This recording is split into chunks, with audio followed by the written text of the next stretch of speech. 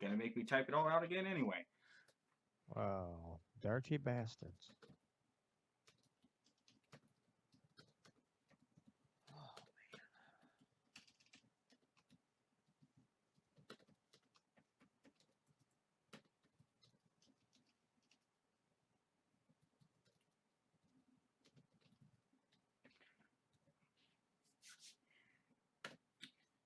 All right, we are live on YouTube. Give me a moment to set up on Facebook, and then we will begin our discussion.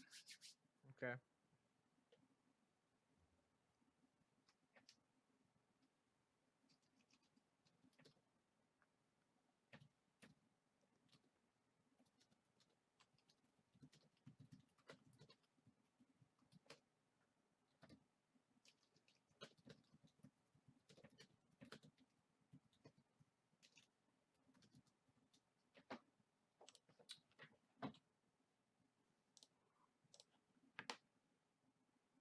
All right, we should now be live on Facebook.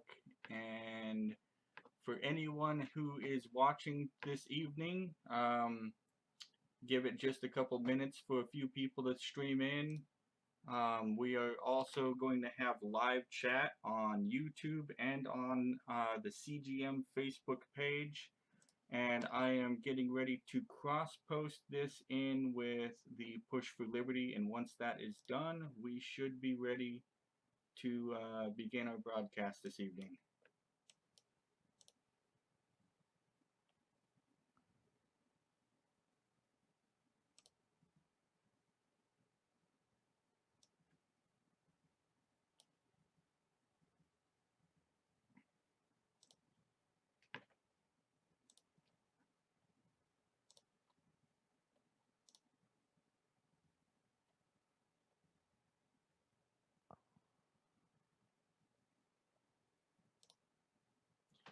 All right, we should be live in all locations. So, John, we are ready to begin whenever you are. All right. Let me just. I'm not even gonna play intro music. I'm just gonna hit record and do a quick introduction, and we'll just get into it. So that way, there's. I don't always have to do the intro. So let me hit the record button. Good evening, everyone, and thanks again for joining me for another edition of the Push for Liberty. And this week, as I just said last week, we got Jesse Rude back with us again to talk all things Constitution and some bills coming down the pike at the federal level. Jesse, how you doing, bro? I'm doing just fine. How about you this evening? Oh, I'm living the freaking dream, my friend. Living the dream. Good to hear. So I guess I want to start out just by discussing a little bit. I had a friend of mine, his sister-in-law said, "Hey, you're gonna discuss this," which I had planned on, but I knew I was going to have you on with me this week, and I knew there were things that you wanted to talk about. So I'm just going to slip this in the beginning, and we'll go on to other topics. But the Second Amendment Preservation Act was, approved and signed into law by our Governor Parson. And the feds turned right around 2 days later and said, "Hey, Missouri, don't you be going voiding any federal gun laws." And it's like, apparently you don't know what laws are. You haven't read it. We're not saying we're voiding federal laws. What we're saying is no law enforcement official in the state of Missouri is allowed to enforce any federal gun law that flies in the face of the Second Amendment. That's all it's saying. It's not saying, yeah, we're going to come up to D.C. and take an eraser to all the laws. No, it's just we are no longer choosing to enforce federal gun laws that are, go against our Second Amendment.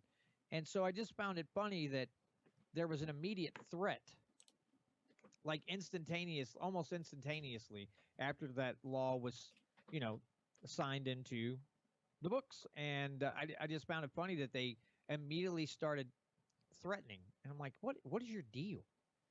I mean, we know that we got a lot of gun grabbers here in the federal government, and we've got them in states too. But this is why state sovereignty means so much, because this is what we can do. Yeah, and a very good thing to look at right there is something that Thomas Jefferson said in reaction to the Kentucky Resolution. Thomas Jefferson says, "Thus, every state can, of its own authority, nullify within its territory all assumptions of power by others, all perceived violations of the Constitution by the federal government." So you have one of our founding fathers, one of those who helped write and define the Constitution, coming out and saying that the states have the right to nullify any federal law. So the federal government coming out and trying to threaten Missouri essentially for saying that we're not going to enforce your laws is wrong. I mean, they're just straight up wrong. Our Constitution wasn't designed to have an all-powerful central government that can dictate to the states. It was supposed to be a government that just maintained the Union and had mutual defense between the states, essentially, and to protect the rights of the people. Not to violate the rights of the people or shove shove laws down the throats of all the states. It just wasn't meant for that. Yeah, in talking last week with Jacob Turner, I told him, I said, it's one of those things where trying to get people to understand, because people just focus on the federal government so much, which you should. Yeah. But a lot of people tend to forget that as a state, if your state is a sovereign state, as it's supposed to be, that you can nullify laws. You can choose not to enforce laws that infringe on liberty and freedom. That's what the founding fathers wanted you to do. Yeah. Not, oh yeah, if the feds tell you to do something, you just, if a fed says jump, you say how high. No, that's not the way this is designed. If they would have wanted it that way, they wouldn't have wrote the Constitution in the first place. They would have just said, have at it. But that's not what they did. Yeah. So this misunderstanding and basically people not being educated the correct way in school and civics classes and whatever, it says your rights don't come from government. I mean, literally, that's all you should have to say. Your rights are not given to you, are not granted by the government. Noah Webster would love you right now. Noah Webster was very adamant about education. He's even seen by many historians as the father of American education. He basically was saying that if you're going to have despotism in America, it's going to come from the population being ill-informed. It's going to come from the population not having its proper education in civics and in all things important. And George Mason would have loved you as well with what you just said, because, I mean, George Mason was one of the people who did not sign the Constitution because he actually thought the Constitution gave too many powers to the federal government. And I think that's debatable, but some of the fears that he and other anti-federalists expressed during the ratification of the Constitution, they've become very founded. And I don't think it's because the Constitution gave too many powers. I think it's because basically we the people have not done our civic duty to hold our elected officials accountable. And because of that, when the government's not following the rule book, somebody needs to step up and enforce the rule book. I use the analogy all the time that if the United States was a casino, the casino would be run by the players right now, not by the owners. We the people are basically the owners. And if somebody's breaking the rules in your casino, you put a stop to that, otherwise they're going to take you to the bank. And right now, that's what we're seeing right now, is we're seeing the players take us to the bank because we're not stopping them. And I'll take what you said a step further with regards to the fact that the states have the power to nullify at the federal level. I'll take it a step further to say your localities can nullify the state. Your city council, your mayor, they can say, no, that gun control law is unconstitutional. We're not going to enforce that here. And the sheriff can do the same thing. The city or the district or the state passing unconstitutional laws, the sheriff can say, "No, I'm not going to enforce that. That's not right. You're violating the rights of the people. I'm not going to enforce that." And that is the power of nullification. There are so many levels of nullification. We, the people, have the power of nullification through the jury. If somebody Yes. is on trial for an unjust law, you have the right to not only judge the fact of the case, but also the law itself. I forget which Supreme Court justice it was, but one of our first Supreme Court justices said that himself. Let me see if I can pull up who said that.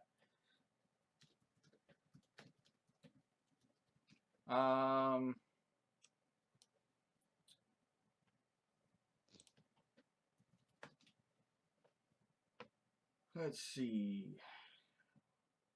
I'm not finding it right off the bat. Normally I can pull these things up immediately. But, it was John Jay. John Jay, who was our first Chief Justice, said that the jury has the power of nullification.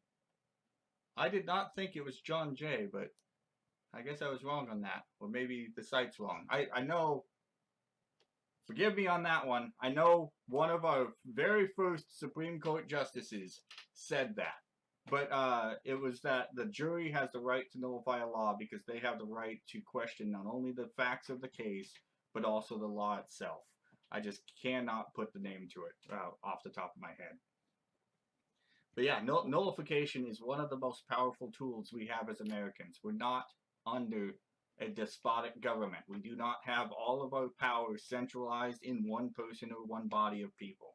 It is diverse, it is spread out, and the best part is all of the power under our Constitution is derived from the people. So, yeah. You know, I remember seeing, or I can't remember the name of the show, but I do remember guys talking about teaching people about jury nullification up in New Hampshire, and they were literally having police officers outside taking pamphlets away from people Yep.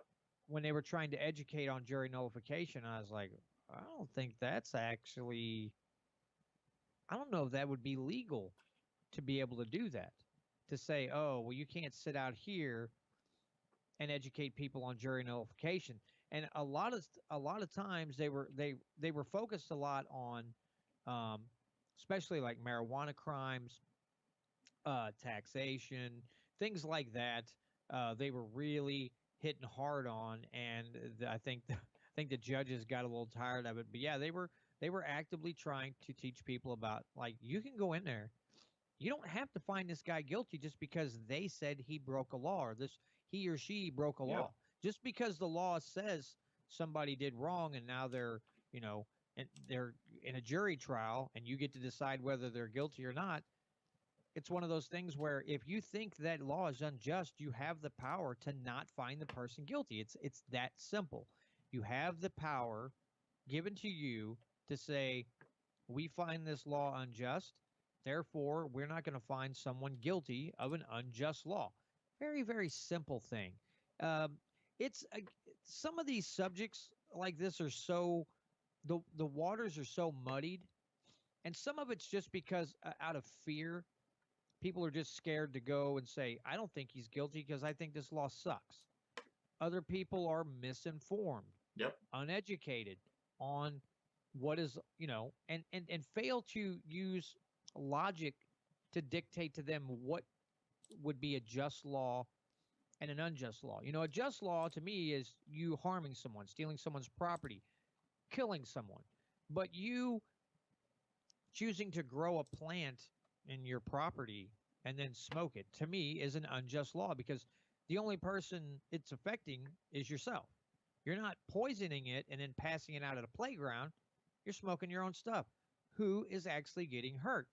That is an unjust law because it is a victimless crime. A lot of drug laws are victimless criminal law, and in my honest opinion, they need to be nullified, and we need more people who are selected to be on a jury to start nullifying these, because to me that's the only way we're really going to push back on things like that, is if enough cases just get, you know people are found not guilty, where the judges are in their head and in their little office beating their head off the desk trying to figure out what in God's name is going on in their courtroom. Yeah. But that's one of the ways we can actually end unjust laws, is to stop the actual, don't find them guilty. If you don't find someone guilty of a crime, they're not going to jail. They're not paying a penalty. Yeah. They're free to go. This is one of the avenues that we have to not push unjust laws, and maybe eventually just nullify the law because it's not working anymore. Yeah, and well, you made a great point with regards to them confiscating the jury nullification pamphlets and sometimes even arresting people for handing them out. They do that claiming that it's jury tampering.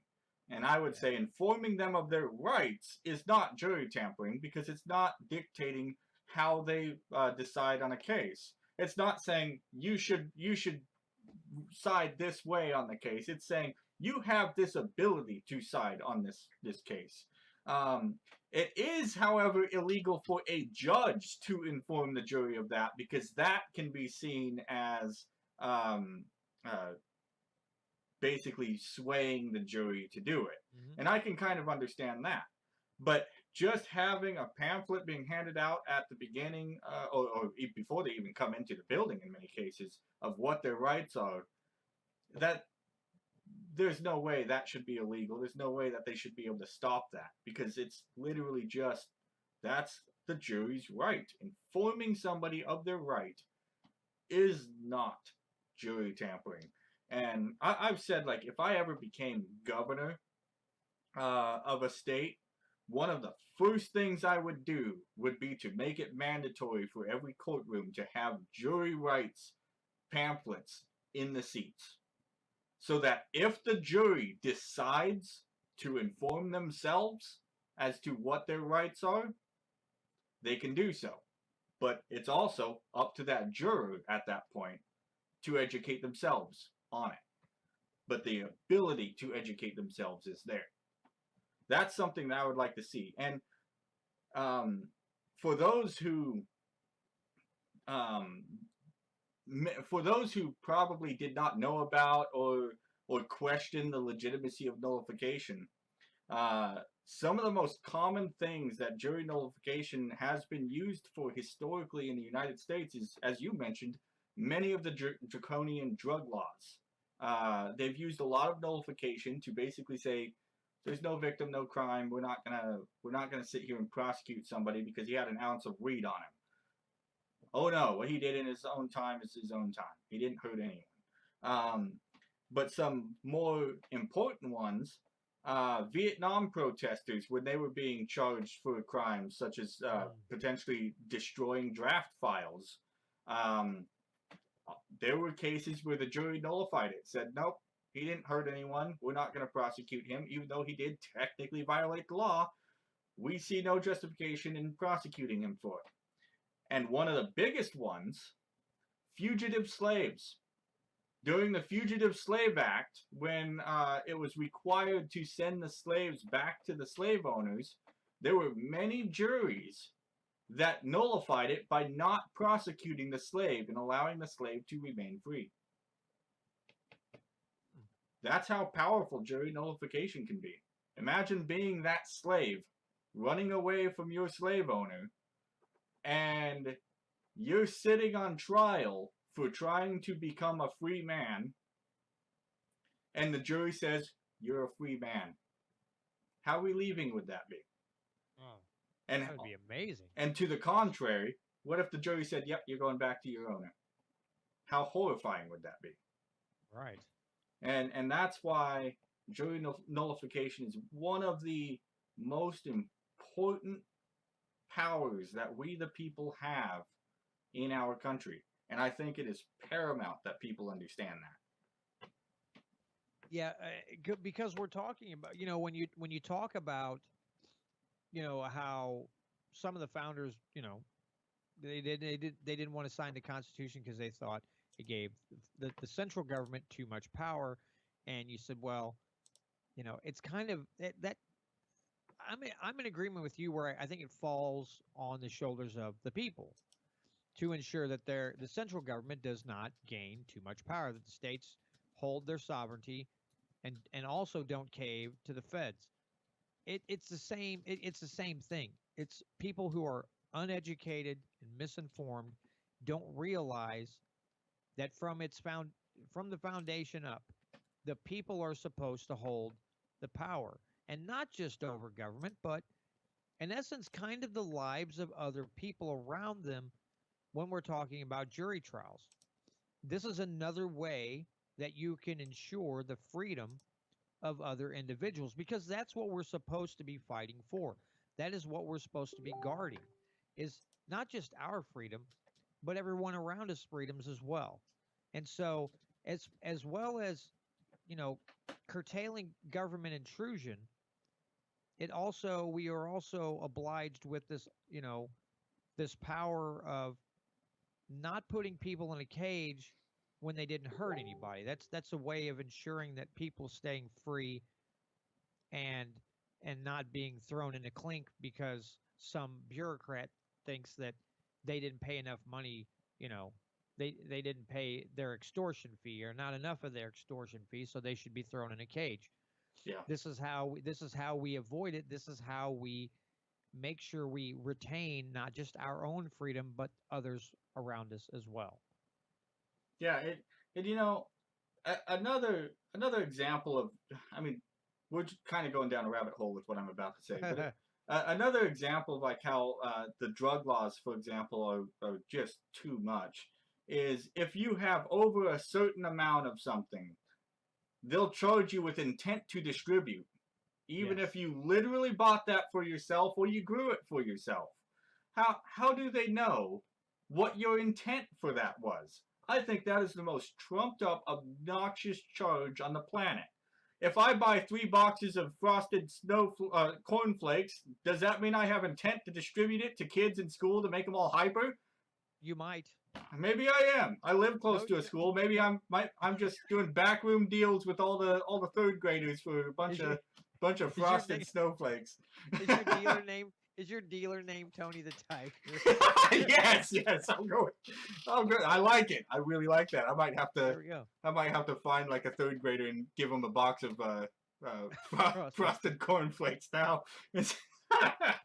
Tell him Tony the Tiger has more at home if they need some. Come see Tony the Tiger. Oh my goodness. Yeah. I mean, my family has always bought everything in bulk because we don't like shopping. We hate shopping. So we buy everything in bulk so that we can go 3 weeks without having to shop again. I like that. I like that a lot. Actually, I hate going to Walmart to do shopping. It just horrifies me. And this is going to sound awful, but it's not the store sometimes, it's the people who are in there shopping. And it sounds like I don't like people, but there are way too many people who don't understand common courtesy, and it just drives me insane. And before we go any further, Jesse, do you have a Constitution quiz question? Oh my God! And here I said I had remembered that. I even have the file open for that. It just sprung to mind. Yeah, I would have totally blown past my mind yet again. So for those watching, I have been intending to do this every single time that I go live with the Push for Liberty, and I keep forgetting to do it. I want to open every broadcast with a constitutional trivia question. And I plan on closing the broadcast by answering the question. It'll give people time to potentially interact in the chat, to speak with us, to comment. And yeah, so we'll just go from there. There you go. So one of the things that'll tie into this one actually will be the new national holiday that we have for Juneteenth, and I'll get to that in a second. So the first constitutional trivia question I have today is actually about the Declaration of Independence. What day did the United States vote for and sign the Declaration of Independence? So the reason why this ties into the new holiday that I wanted to talk about today, the new Juneteenth holiday that Congress just passed, is because of what they titled it. They're titling this new holiday National Independence Day. What? And yeah, what? And the fact that they're titling that, honestly, I'll be blunt, pisses me off a little bit, because there's only one way you could refer to an Independence Day. It's when you get independence. Now, if you want to say or call it Emancipation Day or African American Liberty Day, anything, but Independence Day. I agree wholeheartedly with what Thomas Massey said when he made a post on voting no for the holiday. He said he voted no solely because of the name. And some people will say, oh, that's no reason not to vote for the name. But Racist. he made the argument, and I'm going to make the same argument. He made the argument that calling it National Independence Day is going to divide us into racial categories of whose independence. So is July 4th going to be Independence Day for the whites and Juneteenth going to be independence for the blacks? And I agree with him, because the purpose of this holiday is supposed to be honoring the freedom of the slaves, honoring basically us correcting our mistakes that we've made as a nation. And I'm all for that holiday. I think that's a great holiday to have, especially since it is such a better way to remember and address the issues that we've had in this country with regards to our past than the rioting, than the protesting, than the fighting, and everything else we've been seeing in recent years. This is such a better way to get that message across. And it is, in my opinion, an important day in U.S. history. So I'm all for the holiday, but don't call it National Independence Day. It's not Independence Day. Oh, dude, here, I don't know how to. This is what they call, cultural Marxism. Yeah. This is another perfect example of cultural Marxism. And for those who may not know what cultural Marxism is, again, listening to the Tom Woods podcast, he had a gentleman on from Russia talking about how socialism, dug its way into these different countries. Now, in the Eastern world, they used the proletariat, the working people. But here in the U.S., that didn't work so well because we had a lot of employed people. Yeah. So they went to cultural Marxism, saying they just pick groups that says that these people are being punished or, they're being held down, whatever. And we're going to take that group of people and use them to perpetuate, socialism. So they've decided to take African Americans and put them in the spotlight. Everything focuses solely on them, and they just keep shoving in your face until people cave. And a lot of people do. They end up caving. And it makes it sound like I don't want black people to be free, and that nothing could be farther from the truth. What I don't want is our government treating us like we're racist when their actions show that they're more racist than just about any one of us. Yeah. Multiple examples of what they've done with the education system, making it easier for kids in poorer counties and poorer areas of the country that their testing isn't as good and the education system there is a failure, making it easier for them to pass and get passing grades and acting like that's some kind of triumph when in actuality it sounds like they're saying, these poor kids ain't very bright, so we'll just give them an easier, we'll just push them through with passing grades so they graduate high school, making it sound like it's some grand achievement. But to me, it sounds like you're saying, oh, yeah, poor people are stupid. But if you say that, you're going to say, oh, well, you just don't like it because they're trying to help the poor people. No, I want poor people to succeed. I want poor people to have the same ability that anybody else would, to use that old saying, pull themselves up by their bootstraps and succeed and be prosperous. But government is not going to make them prosperous. In fact, they just made it harder for them to get a good job because they think because they got a diploma that they're going to go out and they're going to get a good paying job or even minimum wage. But again, minimum wage laws dictate that they have to have certain skills and certain knowledge in order to make minimum wage. If you make it easier for them to pass the classes, that's not what they're going to get. They're still going to have problems finding jobs. A, because the education they got sucks, and B, because there's minimum wage laws on the books. So government gets to go around patting themselves on the back when in fact their actions seem to show that they're inherently racist. Yeah, yeah, I agree with you. And you mentioned how cultural Marxism, it became cultural Marxism in the U.S. because working class Marxism didn't work. And uh, the reason why that didn't work wasn't just the fact that everyone was working. It was people in the United States we were a very prosperous nation. Yes. We not only had everyone working, we had everyone working, everyone living good lives. Obviously, you still have some poverty, but that's something that will never be totally eliminated, um, unless you have a utopian socialist society, of course. And then everyone's poor. Not Yeah, just then a few everyone's poor people, poor. but everybody's poor.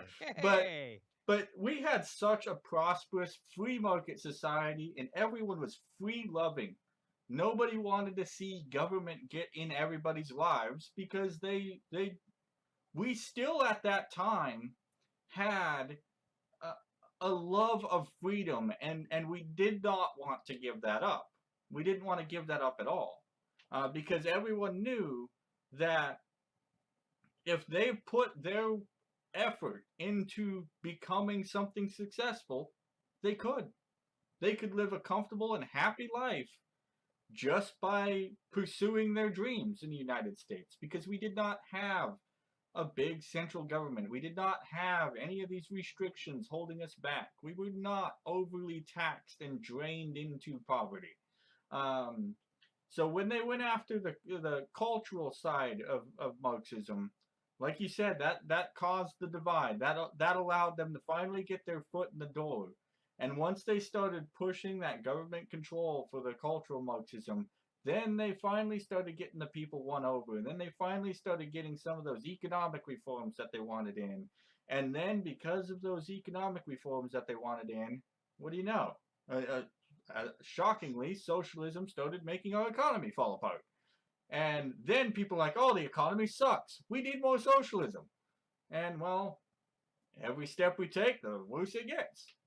Um, it's definitely a sad reality that they were able to find culture as a way to get in, and we gotta get back to recognizing that we are all one people, and if we recognize that we are all one people, the government loses all of the power to push its Marxist crap and totalitarian control over the people. Yeah, it's just to too many people, socialism sounds too good. It really just sounds too good. There's so much promise there that they're going to get things without having to work hard for them. And Yep. that's really, I mean, honestly, that's all socialism has built into it. It gives a lot of meatheads a platform to yell stupidity from, and feel like they're doing something when in actuality they're not doing anything but sounding like buffoons. But also it entices people and incentivizes laziness. And you want to wreck a country, incentivize laziness. You will ruin an economy, you will ruin the livelihoods of millions of people You with mean livelihood. you mean kind of like what 2020 did? Dude, Let's listen, give man. everyone a paycheck to stay home. Okay. Listen, man, don't even get me started on that. Because again, I will mention this again, simply because more and more people at my place of work are leaving. And the thing is, so okay, I don't want to take up too much time because I know you got subjects you want to cover, Jesse. But Oh, we got plenty of time. the thing is that we have there's an outcry of from people saying, okay, well, people don't want to come back to work because they don't want to make crap wages. Maybe you should just pay people more. So now it's a full steam ahead attack on on capitalism. Even though they're not using the word, that's pretty much what they're doing. Yep. It's a full frontal assault on capitalism. Now, mind you, we don't have free market capitalism, we have crony capitalism.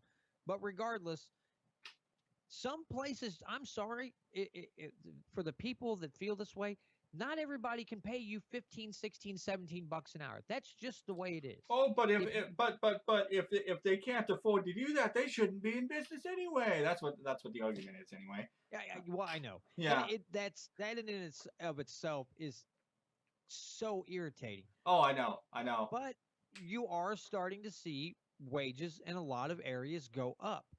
But this is the thing. This I think this would be a good example on how government didn't wouldn't be fixing this issue, because if it was up to these idiots, I almost said something else. I'm glad I bleeped myself out. If it's up to these idiots, you'd never go back to work. But here's the thing. If these big corporations decide they're just going to pay everybody crap wages and nobody comes to work anymore, nobody wants to go to work anymore for them, they have two choices. They pay more or they go out of business. And prices may go up, but there's an adjustment there. But that's because the people spoke. Yeah. Not that government said, hey, we're not letting people come work at your store anymore because you're not paying enough. The people choose not to go work there anymore. Now, part of that was caused because they got that $600 extra a week and their unemployment. And they're like, oh, I got all this money. I'm not going back to work for, $9 an hour. That's up to that person. But if you let government do it, government, just like what they did with the COVID madness, would ruin another 25% of the restaurant and bar industry because they'd never be able to reopen their doors because you financially ruined them. So I don't have a problem with people deciding not to go to work somewhere because they don't make enough money. That place of business saying, we're going to have to do something to get people in here. Yeah. I guess we're going to have to raise the wages. Now, the prices may go up to adjust for that. The company's going to have to figure out a way to survive. But I don't mind that because government didn't mandate it. That's the way the marketplace should work. It's just the same thing. If you make a crap product and you don't have government to sit there and bail you out, you're going to go out of business. Doesn't matter what you do. You can have all the flowery commercials you want and talk all the weird nonsense you want to. But if people know that if they buy your car and as soon as they get off the lot, 2 miles down the road, the motor's going to blow up, nobody's going to buy your car. Yeah. You're going to go out of business. But that's the way it should be. Even at my job, I mean, literally, the least amount of money you will make there is 20. It goes anywhere from 20 up to about 26 something an hour, maybe 27 something an hour. And we can't even get people in there now, Yeah. which Jeff City has a super low unemployment. Well, pre-COVID, it was below 2%, I want to say. That's impressive. Yeah, its unemployment rate in Jeff City is super low. But it's not just where I work. It's all these other places around there. And it's like, okay, eventually this is going to break. It's Yeah. going to break one or two ways. Businesses are going to close because they can't get enough help in there, and the employees that are there are so overworked that they end up quitting and going somewhere else. Or people are going to go, okay, my unemployment's out. Guess I got to go get a job. I'm sure there's going to be a little bit of both, but you do see a lot of signing bonuses out there now. Where I work, they're offering if you stay 60 days, you're eligible for a $500 signing bonus and 90 days full time. But it's just, you know, trying to get people to understand. I remember a post from someone saying that when this whole thing started about the toilet paper shortage, and they were saying, well, all you people making fun of socialism, and you couldn't, and now with capitalism, you can't even have Yeah. enough toilet paper out. And it's like, now wait a minute, wait, whoa. That has nothing to do with the market. That Yeah. has to do with idiots for some reason going out thinking they needed to buy 6 years worth of toilet paper at one whack. That is not capitalism's fault. Yeah. That's just stupid, run rampant. But government shutting down a bunch of businesses to keep you safe, causing shortages, also not capitalism's fault. That's the government's fault. So you still got your barrels aimed in the wrong freaking direction. And you know something funny is the government shutting everything down, disrupting the supply chain. That's socialism. Yeah. Yeah. And How's and that working and out there, guess Skinny? what? Guess what that caused? That caused shortages. So yeah, no, it was not capitalism at fault there. In fact, capitalism is what almost kept that sane with how many stores implemented their own policies saying, nope, one per person. That was individual stores doing that. That was not government doing that. That was Right. individual stores saying one per person. Stop. Your butt's not that big. You don't need that much toilet paper. Calm down. Yeah, Calm down. yeah. The fact that the individual stores stepped up and said one per person, yeah, it pissed off some people. I don't really blame them because that does suck being told that for what should be no reason, but they had a reason, and they did They that. had a reason. Yeah. And it was just what a bizarre time. I mean, there were I have a lot of friends in Europe, and they when they first heard news of our mass buying here in the United States, they were like, "What the hell is wrong with you guys?" I'm like, I don't know. I don't have an answer for you. Yeah. I'm trying to figure that one out myself.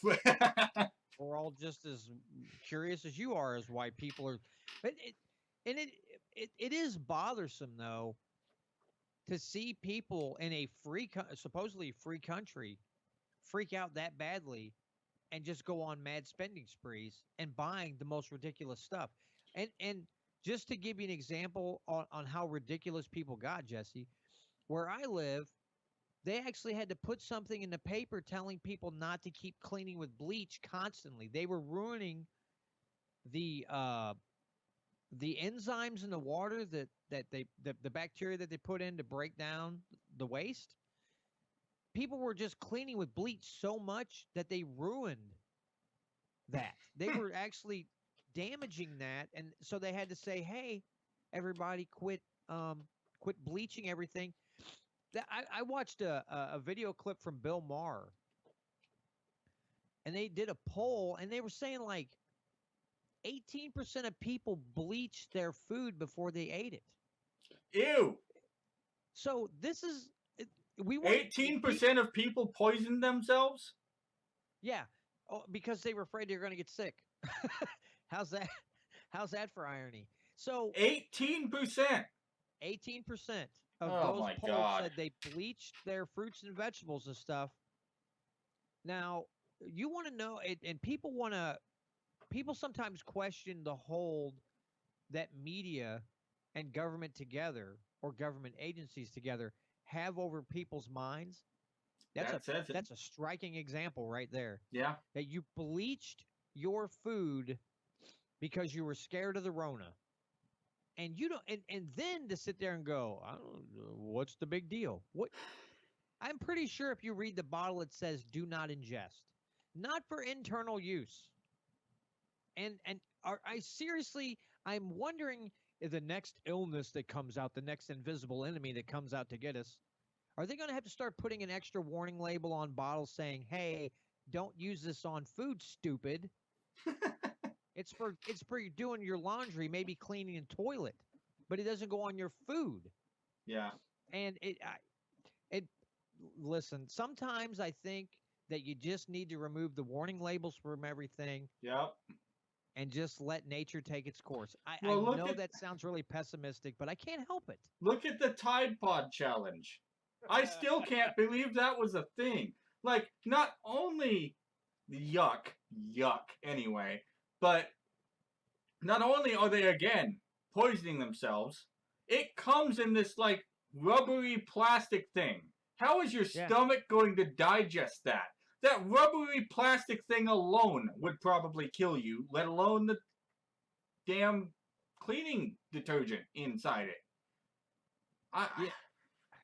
Sometimes I just wonder if some eugenicist doesn't sit at home picturing ways to get teenagers to do dumb stuff in order to thin out the population some. Honestly, I wonder sometimes if there's like a Hitler-esque type person like, what can we do this time to maybe get a few more people to die so there's less of us? It's hard to understand. It's hard to come to grips with how one could be so delusional. Yeah. To think that you could just pop that and chew it up or whatever and swallow it and think, well, if it goes on my laundry, it must not be that harmful. I can swallow this. And then you just, I'm sorry, but if one of my kids told me that they ate a Tide Pod, I would say, you know what? We're all going for a paternity test because there's no way you're my kid. That is not my DNA in there because my DNA wouldn't allow you to do something that stupid. So we're all going for a test. You got switched at birth. Something happened at the hospital. I'm not sure what it was, but there's no way that my DNA and your mom's DNA came together and said, "Let's make stupid." No, there's just no way. Yeah, you bringing up that, it makes me wonder, like, if you could go back in time and tell, like, Hideki Tojo or Hirohito in Japan and Adolf Hitler in Germany, don't worry, you don't need to fight the United States. In about 60 years, the kids will start eating Tide Pods and killing themselves, so you won't have to worry about the United Yeah, States. we'll have kids snorting condoms. They'll swallow laundry detergent.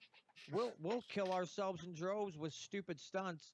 So there's no need to invade. You just got to sit back and just watch the clock. And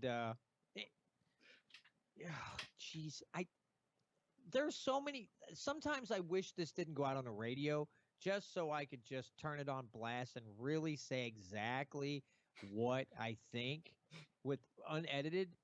Because sometimes, I'm good at keeping it clean, but there are times where those little flowery words just fit in so well to what I'm thinking and just add a little robust aroma to the equation. But I'm going to keep it clean. As much as I just want to just drop more F-bombs in the Air Force, it's just, I'm going to keep it clean. But at times, and actually, this got me thinking today because you hear these stupid things on the news.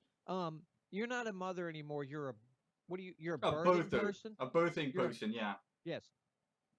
Honestly, I think sometimes if no one repeated that and said, "Did you hear this group of morons said they want to stop calling people mothers and calling them birthing persons?" If nobody posted that on social media and nobody said a word, they just rolled their eyes and went, "Ha ha, someone didn't take their medication this morning." It would probably die out pretty quickly. I think the problem that we have sometimes is we give too much credence and we pay attention to it too much, and it actually gains traction. I think there's things out there that people put out that we just need to go, listen, I don't know how much you drank last night, but that's the dumbest thing I've heard in a month, and I don't ever want to hear you say that again. And I'm not telling anybody you said that because you're retarded. And then we just go on. You make a very good point there. I have been sucked into that a couple times myself, but not as often as I see a lot of people get sucked into it. But there are many cases of something like that happening where just I think Morgan Freeman makes that. We've talked about this before on the show. Morgan Freeman makes a very good comment on that with regards to racism itself. You want to stop racism in America? Stop talking about it. Especially since here in the United States, we are to a point where we are so divided that if you say something that goes against the general or narrative of anybody on the left or anybody on the right, everybody on the right stands up for that one person, no matter how stupid they were, and everyone on the left will stand up for that one person, no matter how stupid they were. Just like that birthing person thing that you mentioned. If you stop talking about it and you stop giving it the credence that it doesn't deserve, it should die off pretty quickly. But the more we talk about it, the more they'll be like, "Oh, you're just intolerant," and they'll back it up and support it, no matter how stupid it was. And it kind of perpetuates it. Yeah, it will end up perpetuating it, no matter how stupid it was, especially because of how divided our society is. Oh well, you're criticizing this person, you're just intolerant. No, they're just stupid. They're just stupid. Intolerant is stupid. Yeah. I'm intolerant is stupid. Not of a person, but the stupid that's coming out of their mouth, I'm kind of intolerant of. And speaking of stupid and not giving there's something we have to give credence to because it's coming into the schools. I thought this might be a good segue for the critical race theory. Yeah. Yeah. The facial expression you just had, you're just like, God, this is the dumbest thing. You know, they'll call it everything they can now to try and avoid calling it critical race theory. I had just recently given a speech down at the local school board against critical race theory, and what the school board said in the meeting after everyone went through their speeches, they basically went through the bill passed by our governor to have, well, I'm going to call it critical race theory because that's basically what it is. They brought up the bill and they're like, it doesn't say critical race theory anywhere in it. It's just equity and diversity and inclusion or whatever they wanted to call it. They used the words from the bill. And in this bill, it referenced something about teaching the sins of our ancestors. This is not simply teaching history. And I understand there have been mistakes in the United States. You got the Trail of Tears, horrific event. You have slavery, horrific travesty. And we had, I think George Mason refused to sign the Constitution based on that too. I think that was one of the two reasons. It was the Bill of Rights was not in the Constitution yet, and slavery was not abolished. And there were others that were very unhappy about slavery being preserved in the Constitution, even though it did have a timestamp where Congress could potentially outlaw it. But that was a compromise just to get the southern states to ratify the Constitution, because they knew if they couldn't get the southern states to ratify the Constitution, there would be no Constitution. But I digress on that one. That's going down a rabbit hole a little bit. But yeah, I mean, there are obviously mistakes that our country has made. And yes, they do need to be taught. But they need to be taught in a non-biased, non-partisan way. Just teach it the way it happened and let the people and kids figure the rest out for themselves. And if they want to say that was incredibly morally wrong, or that part is up to the family. That is not the job of the government. Critical race theory is nothing but another divisive, as you mentioned, cultural Marxist tactic to continue to push a further wedge into society. And I mean, in my speech, one of the things that I mentioned was I think that critical race theory is in of itself inherently racist. because critical race theory is dividing people into class and the skin color and everything of that nature. And well, like you and I say every time, and it's sad that we have to clarify this every time because of how under fire we can become simply for criticizing something like this. Racism is bad, okay? I'm gonna, yeah. It should, racism and discrimination needs to be called out and criticized at every turn. If you see racism, call it out. That's not a hard concept. Racism is bad, okay?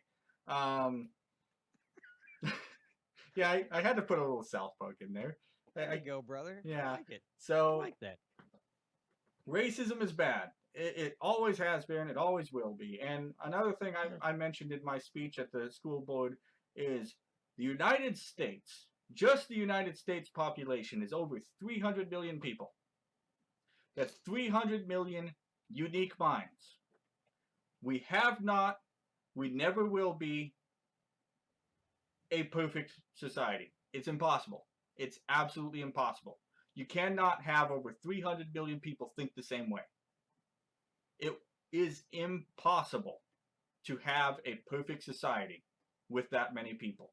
If you have a community of 10, 20, maybe even 100 people, you might have a perfect community. But you'll never have a perfect society because you'll have more than those 100 people in a society. It's not possible. With that many people in this country, it's just not possible. And like I said, when racism rears its ugly head, call it out. It's not a hard concept. But it is very aggravating how those on the left, they look so hard for racism that they'll see it where it's not. And they'll call out people who just criticized a policy as racist. Look at during the Obama administration, you criticize him for his gun policy or for immigration policy or anything. Well, it's because you're racist for daring to criticize him because he's black. I don't care if he's black. I don't like Hillary, and it's not because she's a woman. I don't like Biden. She's a demon, so. I don't like Biden, and it's not because he's old. I don't like Bernie Sanders, and it's not because he's old. There's a lot of reasons I don't like Biden, though. I mean, he's a pervert. He's corrupt. I legit think he has onset Alzheimer's disease or something because he can't figure out where he's even at anymore. And oh my. Speaking of Biden, did you see him at the G7 summit? I really didn't. I didn't really pay attention. There was a scene that I was watching. Oh my. I'm going to be very politically incorrect in this, and I really shouldn't, but I'm going to, because it's the only way that I can think to describe the way Joe Biden was. When Boris Johnson was kind of going around the room thanking people for showing up, you could see Joe Biden kind of like looking at him and kind of doing this like, what about me? What about me? Are you going to say me thing? And Boris Johnson finally acknowledges President Biden from the United States. And he does this like autistic fist bump after his name is called. And I'm like, what? This is embarrassing. This is embarrassing to watch as an American, to see the United States president doing this like 5-year-old, what about me? Are you going to say me thing? And then this like, when his name's called, I'm just...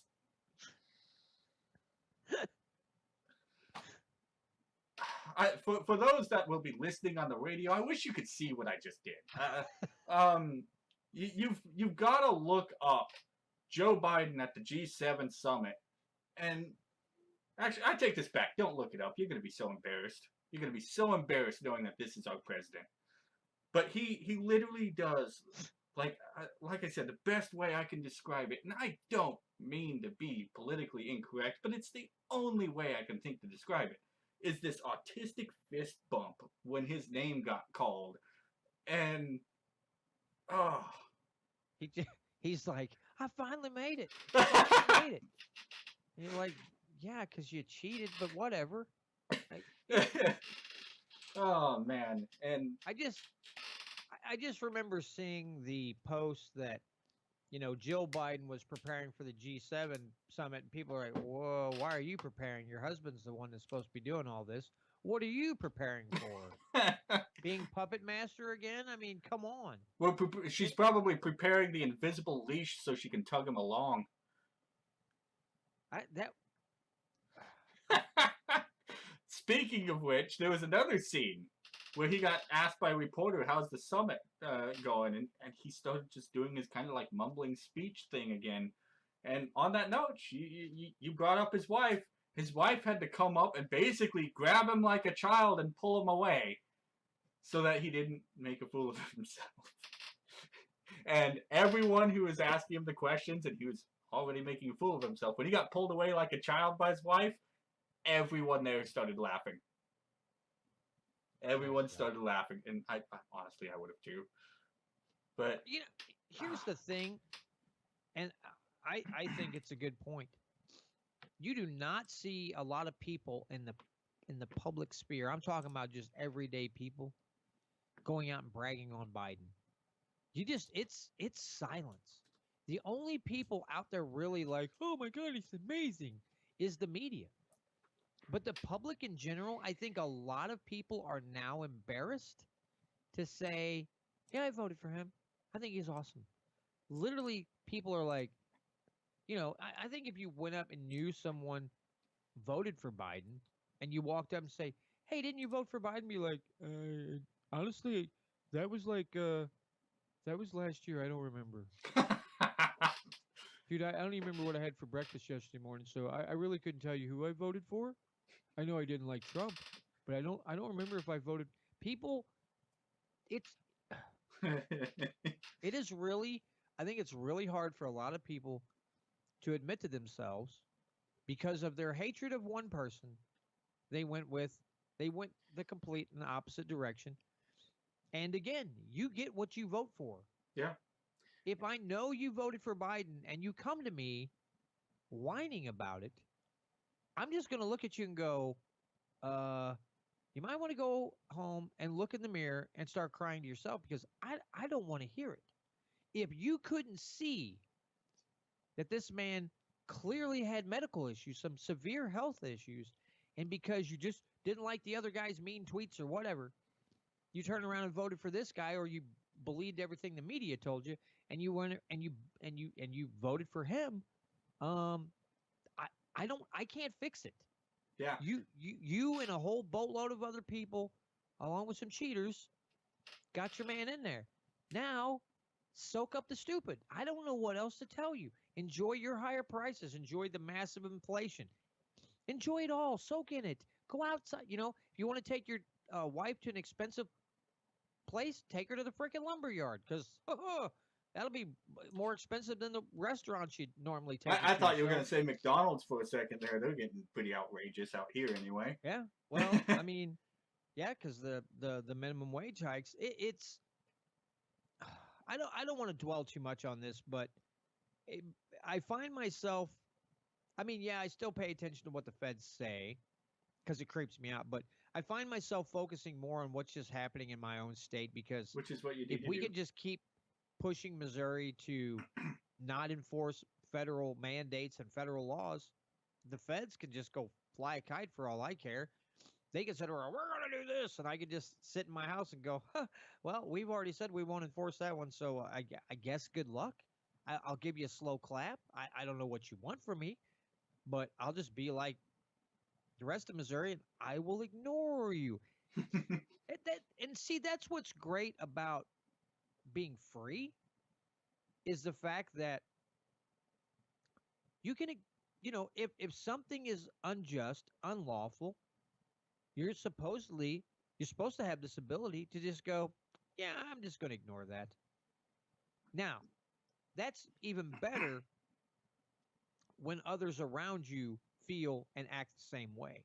Yeah. You get a group of people in a community, and the state says, "Whoa, we're going to do this," and the community goes, "You can, but we're not gonna." Yeah. And the community stands behind that. Then the state's like, "Oh, we're all going to do it except that county. That county has decided to back out for some reason," which I find rather disappointing.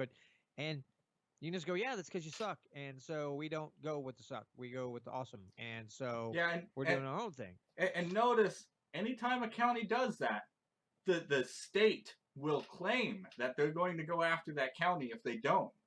And the county, if they stand their ground, the state doesn't go after them. It's just an empty threat. 99% of the time, the state won't go after the county if the county says, "No, I'm not going to follow that." It's and a lot of it is simply because, if especially if it's like a governor or something, it's gonna hurt their chances for reelection. Yeah. And I just saw a post that said St. Louis City and St. Louis County are going to sue the state of Missouri over the Second Amendment Preservation Act because they said it's just going to make the gun violence even worse than it already is. And there you go, not having any understanding of the law. If you shoot another person with a gun, it doesn't say, "Oh, you can go out and murder whoever you want with a gun." No. Yeah. No. But that's how they're treating it. They're completely blowing it out of proportion and saying, "Yeah, okay, no, murder is not part of the Second Amendment. Murder is its own law. You still can't go around, somebody, that guy's a Broncos fan." You can't do that. You can't just go blowing away people willy-nilly because we were protecting the Second Amendment. But there are going to be people who are going to be like, "Slow clap for St. Louis fighting this awful law." and the thing is, it's like, okay, you don't understand what you're talking about either. This is a time where I want somebody to come at me with this nonsense. I really want someone to challenge me and go, "I can't believe you put you're for this," so I can look at them and go, "Well, give me your points. Why do you think this is a bad idea?" Because all their points are going to be meaningless because they're based on false information. And they're going to parrot whatever some idiot media organization tells them or some political organization tells them, and it's all based in a false reality. It's all out of the Twilight Zone, and you can just literally look at them and go, "That's what you actually think this does." Yeah. There was one sheriff that resigned over it. And it's like, dude, the feds can still come in and enforce a federal law. You just can't help them do it. A lot of the sheriffs around here were upset because, let's say there was a crime committed and they wanted to get him for this crime, and then there was a gun crime attached to it. They couldn't tie them together for a longer prison sentence. But I'm thinking, okay, if they're a felon and in their possession of a firearm, that's against the law in the state of Missouri. You could still prosecute them for that crime. Yeah. It doesn't say you can't enforce a gun law. It just says, federal gun laws. No federal gun laws. So if a state says if you're a felon, you can't own a gun, you could still get them for that. I don't understand. Some of these guys got really weepy. Yeah. And so he ended up resigning over it. And I'm thinking, well, if you're that apt to enforce crap laws, then maybe you shouldn't be in law enforcement to begin with. Maybe it won't be such a bad thing to lose you to this to begin with if you weren't opposed to enforcing laws that are unjust. Yep, and I'll say that that's just another example of a bad cop, but this one at least left the force. So good riddance on that one. Yeah, just a casualty of the good laws, which that's something you don't see real often is casualties. A good casualty to a good law. Yeah. We always have casualties to bad laws, but you don't see good casualties to good laws near enough. I just hope to God that this Preservation Act spreads. I know when I interviewed the gentleman who wrote the bill that there were I really like him, by the way. 8 or 9 other states that were looking at also, basically just taking the word, the state Missouri out, putting their own state in. But that Jacob Turner dude, that guy, I have a good feeling about him. Yeah, Like that he could actually win. I really enjoyed that interview with him. Watching it anyway. He had all the right points to say, and I have not managed to get a questionnaire to him yet. I do need to get to that. I've been swamped. I have. Yeah. I'm behind. I have quite a few people to get questionnaires to at the moment. But Jacob Turner is very promising.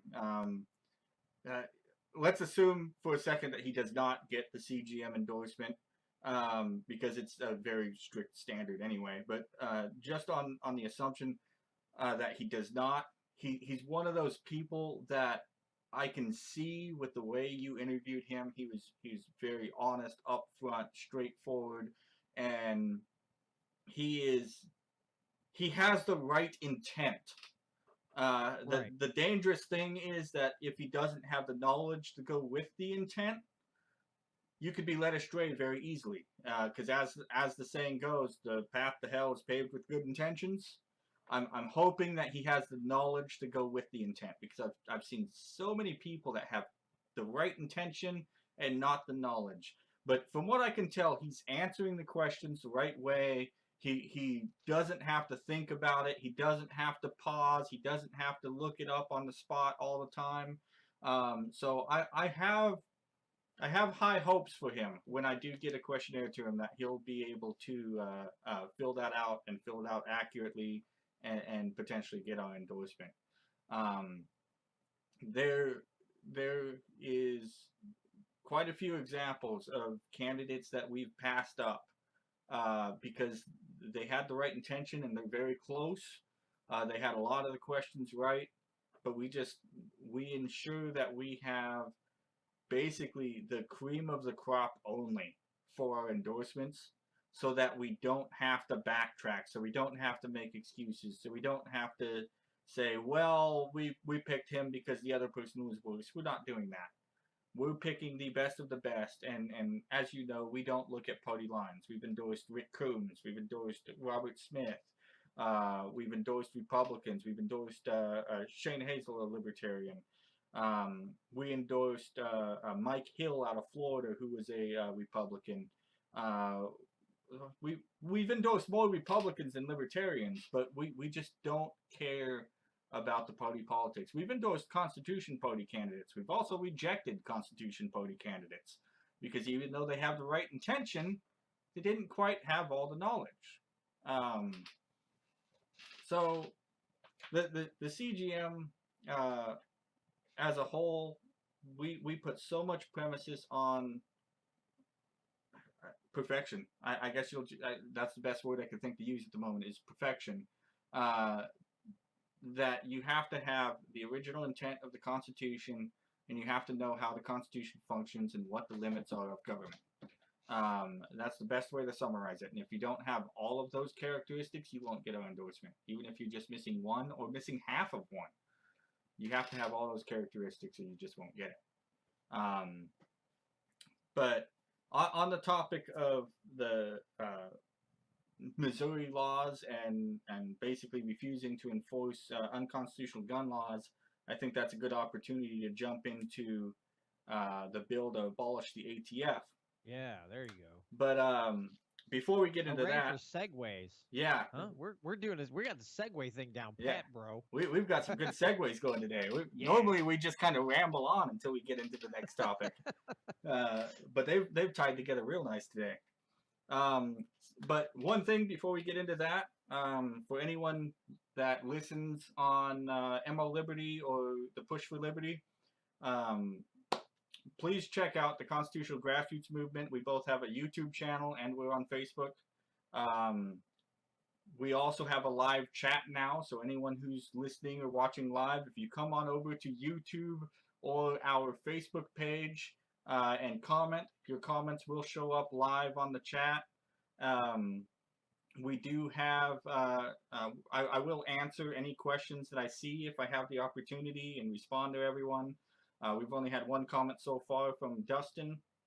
And a reminder for the trivia question that I did earlier. And it's not as simple of an answer as most people think. But what day did the United States vote for and sign the Declaration of Independence? It is a trickier answer than most people think. And for those watching on my end, check out John on the Push for Liberty, and it's molibertyradio.us, correct? Yeah, that's it. All right. So now that I'm done with station identification, time for the segue. There you go. So yeah, let's talk a moment about the new bill being proposed. It is HR 3960, I believe. Let me pull this up real quick to confirm that. Yes, HR 3960. I spent this morning reading this bill, and anyone who knows me, including you, knows I loathe the ATF. It is an absolutely despicable, unconstitutional agency that violates our rights and liberties on a daily basis.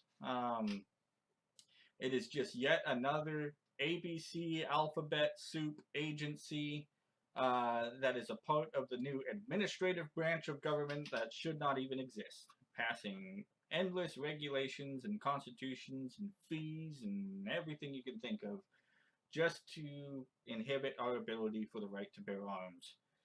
And alcohol and tobacco, even though I don't know why. And explosives. And explosives, yeah. Though I would count explosives under the right to bear arms as well, but that's semantics. But yeah, alcohol and tobacco. Why is that even a thing for the federal government right now? But another topic in of itself there. So this bill, while it is, again, it might have great intention, I'm not going to disregard that. When this bill was first introduced, I had the same reaction as John. John, what was your reaction? I thought, well, really, it was. I'm sitting there thinking, there's no way they're just going to eliminate a federal agency and go, yeah, they just don't exist.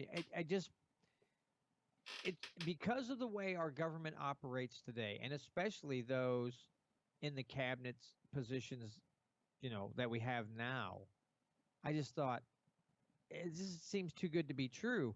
And a lot of times with government, that's the case.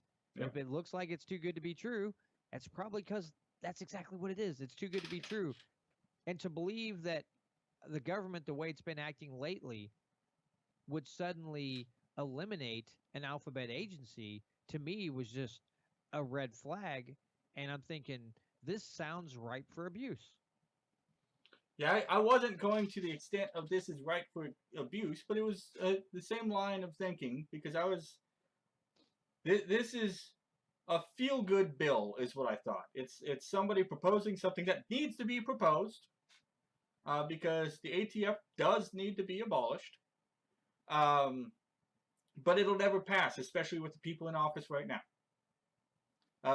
There's probably going to be maybe 30, 40 people that might vote for it, sure. But that's obviously not going to pass. But then I started reading the bill. It's not an incredibly long bill like many are. I didn't have to skim through 10,000 pages like the omnibus bill. This is 38 pages.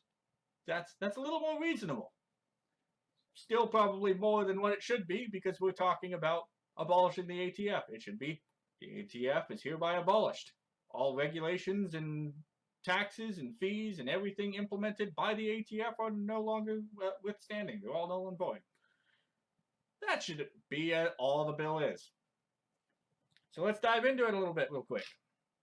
So, one of the biggest things I saw, and I think this is the worst thing that I saw in the bill, I'm only going to really touch on two big points of this bill. The biggest thing that I saw is Section 103.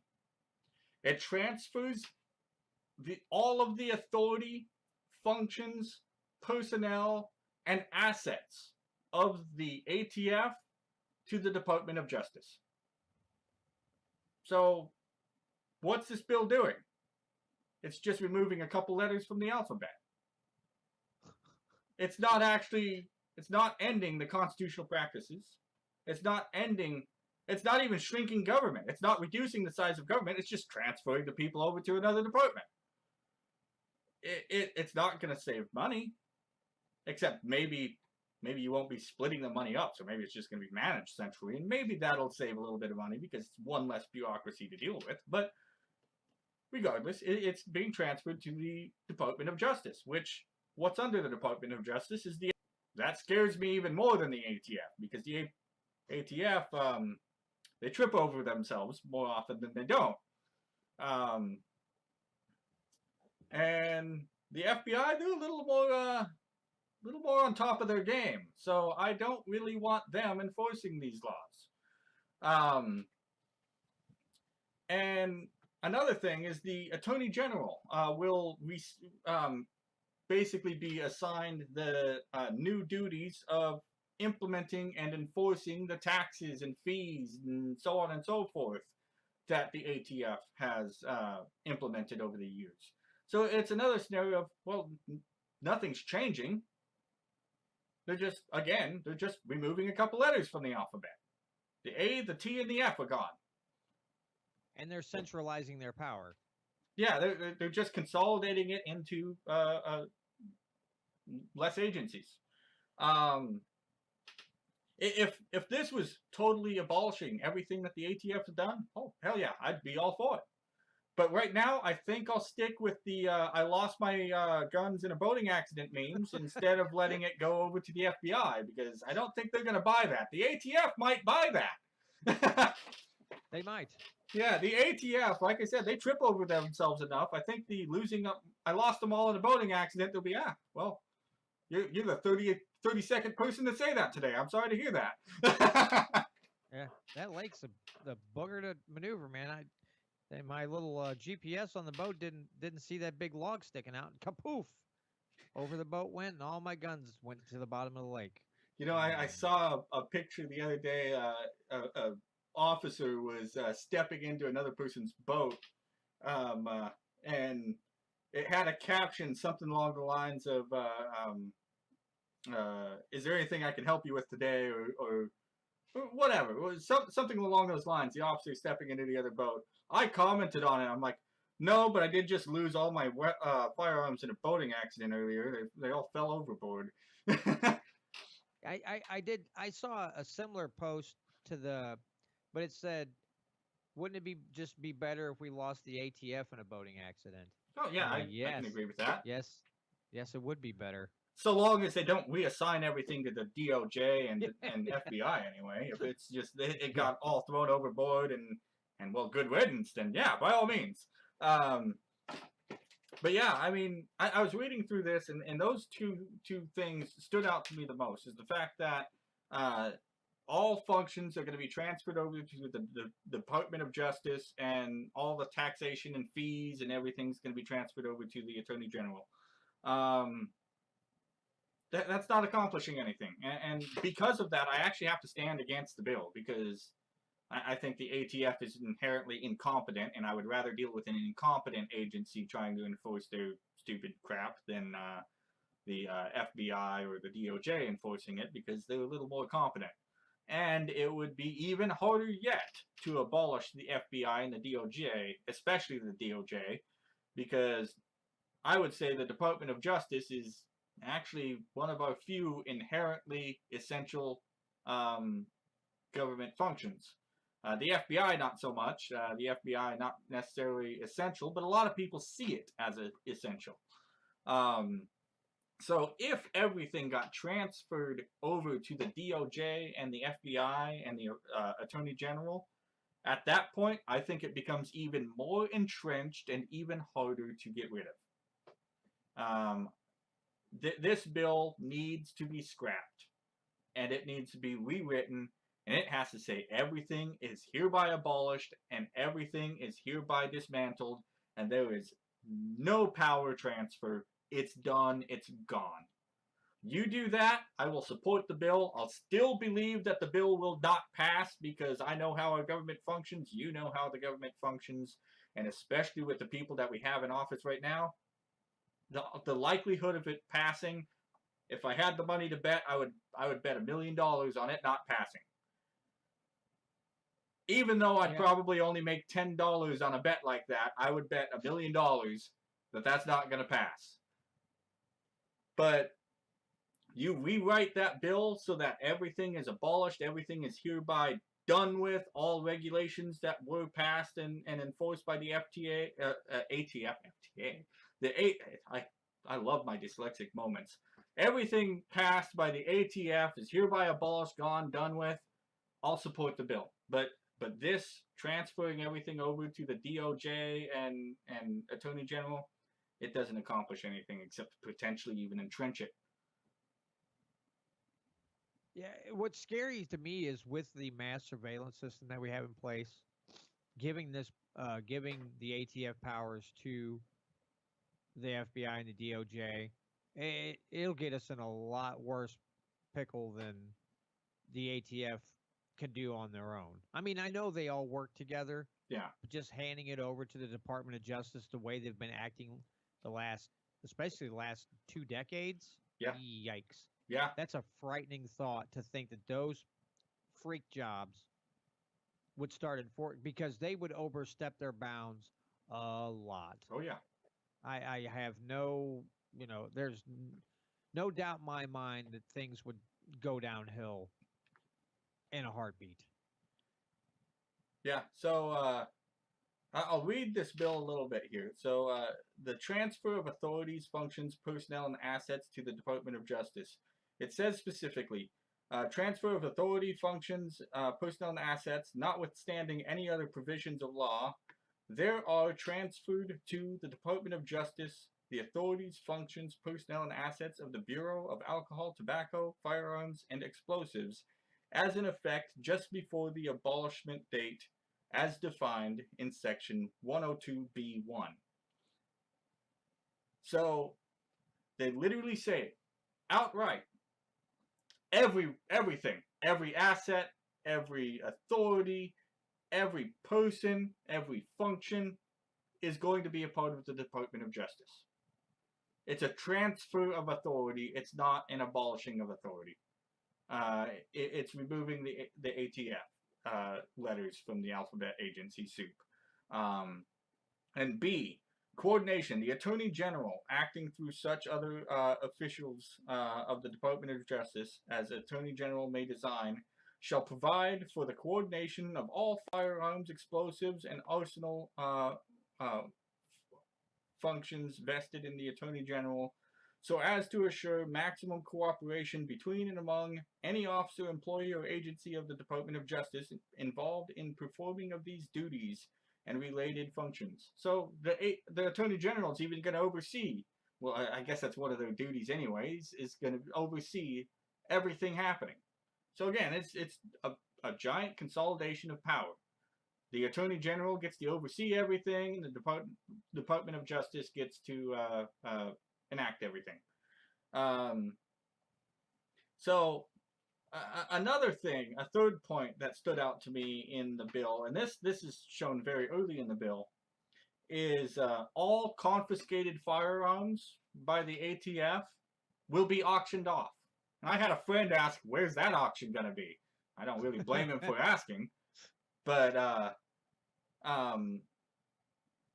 they have not listed that, obviously. It hasn't passed. They haven't set up the logistics of it, so I don't have an answer to that one. But I will make this argument in addition to that. If you're going to abolish the ATF because the ATF is inherently evil, then why are those weapons not being returned to the non-felons that they were stolen from? And then you could make the argument that the weapons seized from felons or the weapons seized that were not claimed or reclaimed, you can auction those off. but there should first be an attempt to return the weapons to their lawful owners, because those weapons likely should not have been seized to begin with. Well, mistakes. People just make mistakes, Jesse. I mean, Yeah. sometimes you just take the wrong guns away. Take guns away from the wrong people. It just, Yeah. somebody made a mistake. You can't tell me that they don't have all the documentation, because they document everything. They have the serial numbers, they have who the owners were, they have the arrest records, they have everything. They can easily return every single rifle, every single handgun, every single weapon that they took away. They just, obviously, they're not going to. But yeah, the scary thing is, with the way this bill is written, I'd give it a 50-50 chance of passing. Because this is not actually abolishing the practice. This is not abolishing the unconstitutional actions or anything. All of the unconstitutional actions that the ATF performs are going to continue. The only thing that might happen, and this is a big maybe, is that they won't be issuing out new regulations. I hope they won't be issuing new regulations out of the Department of Justice. Because the Department of Justice is basically just tasked with enforcing laws, not necessarily creating laws.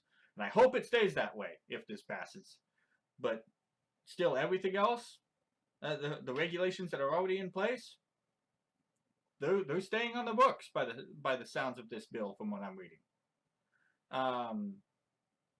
So I have very high doubts that this is going to be any net positive.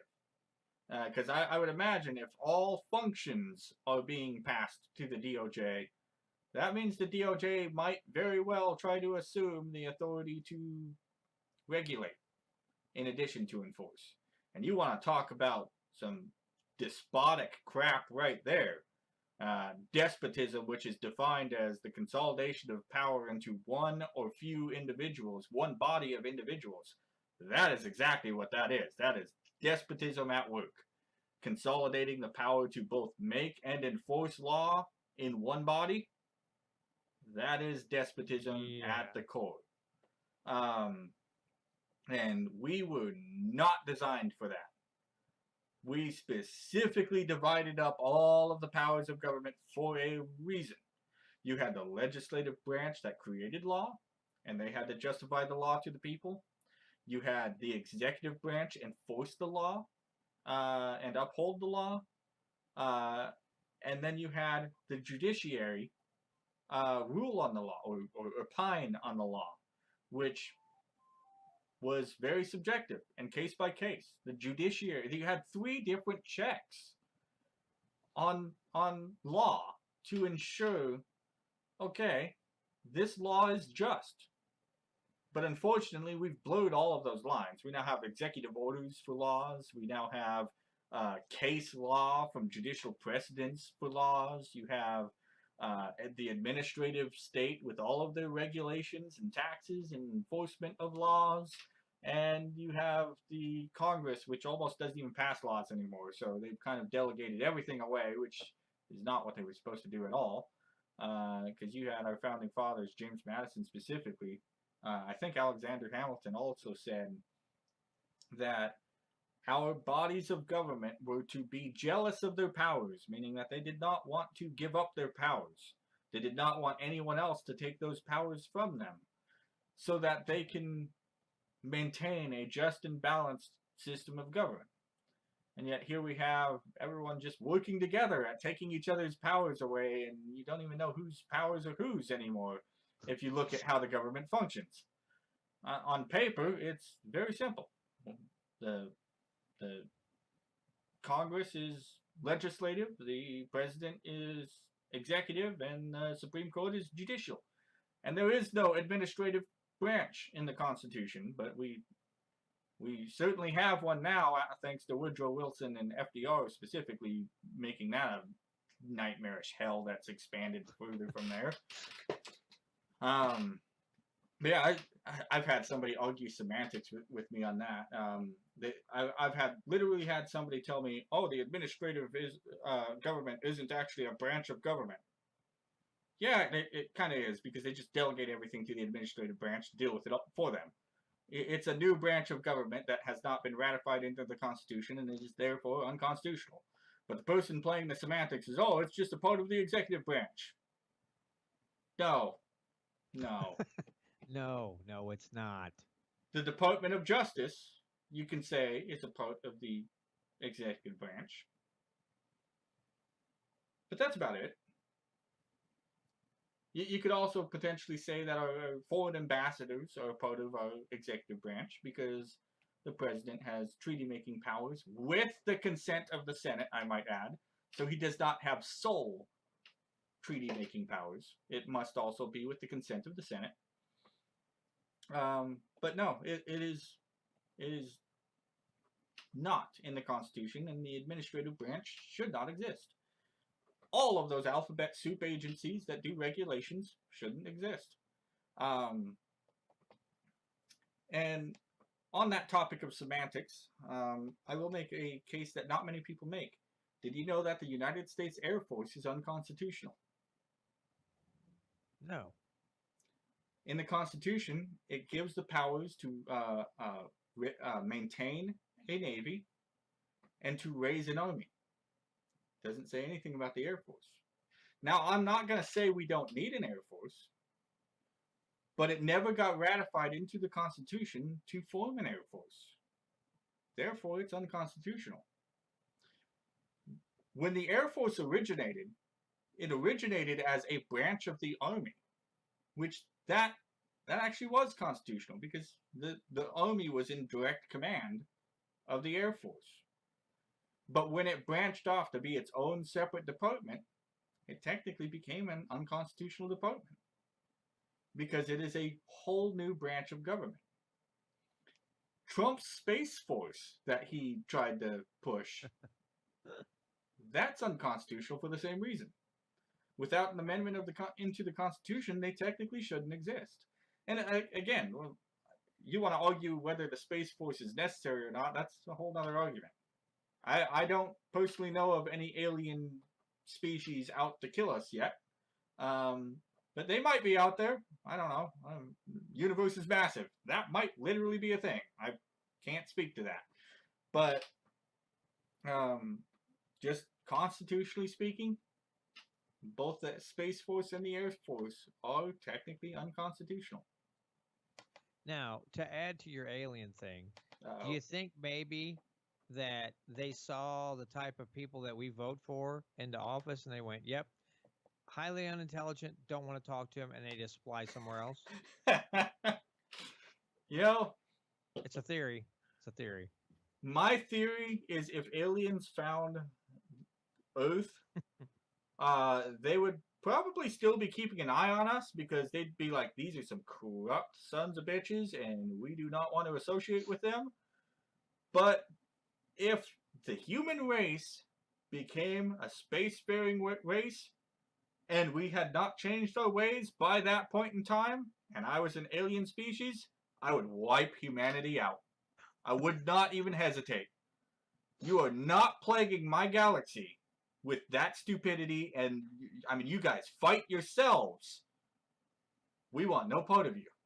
If you, I'd be willing to wait and hope that they sort it all out before they become a spacefaring race. But if they don't sort it out by that point in time, I am wiping that race off of the universe.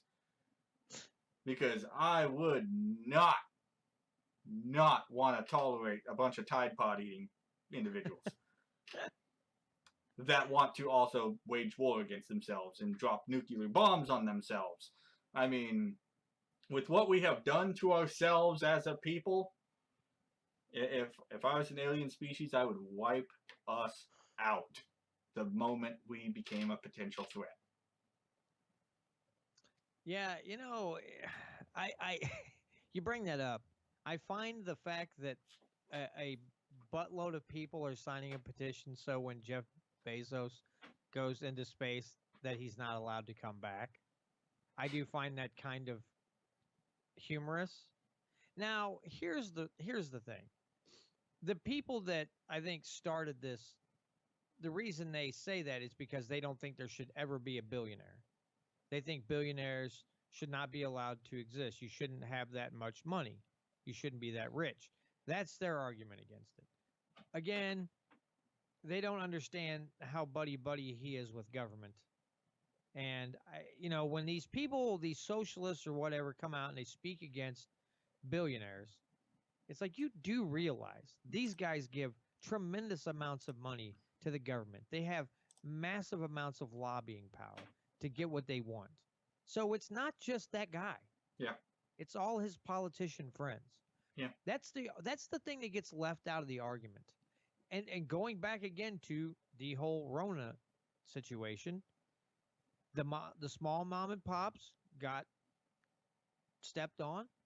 The big box stores got the blessing of the Fed, state, local governments to continue operating.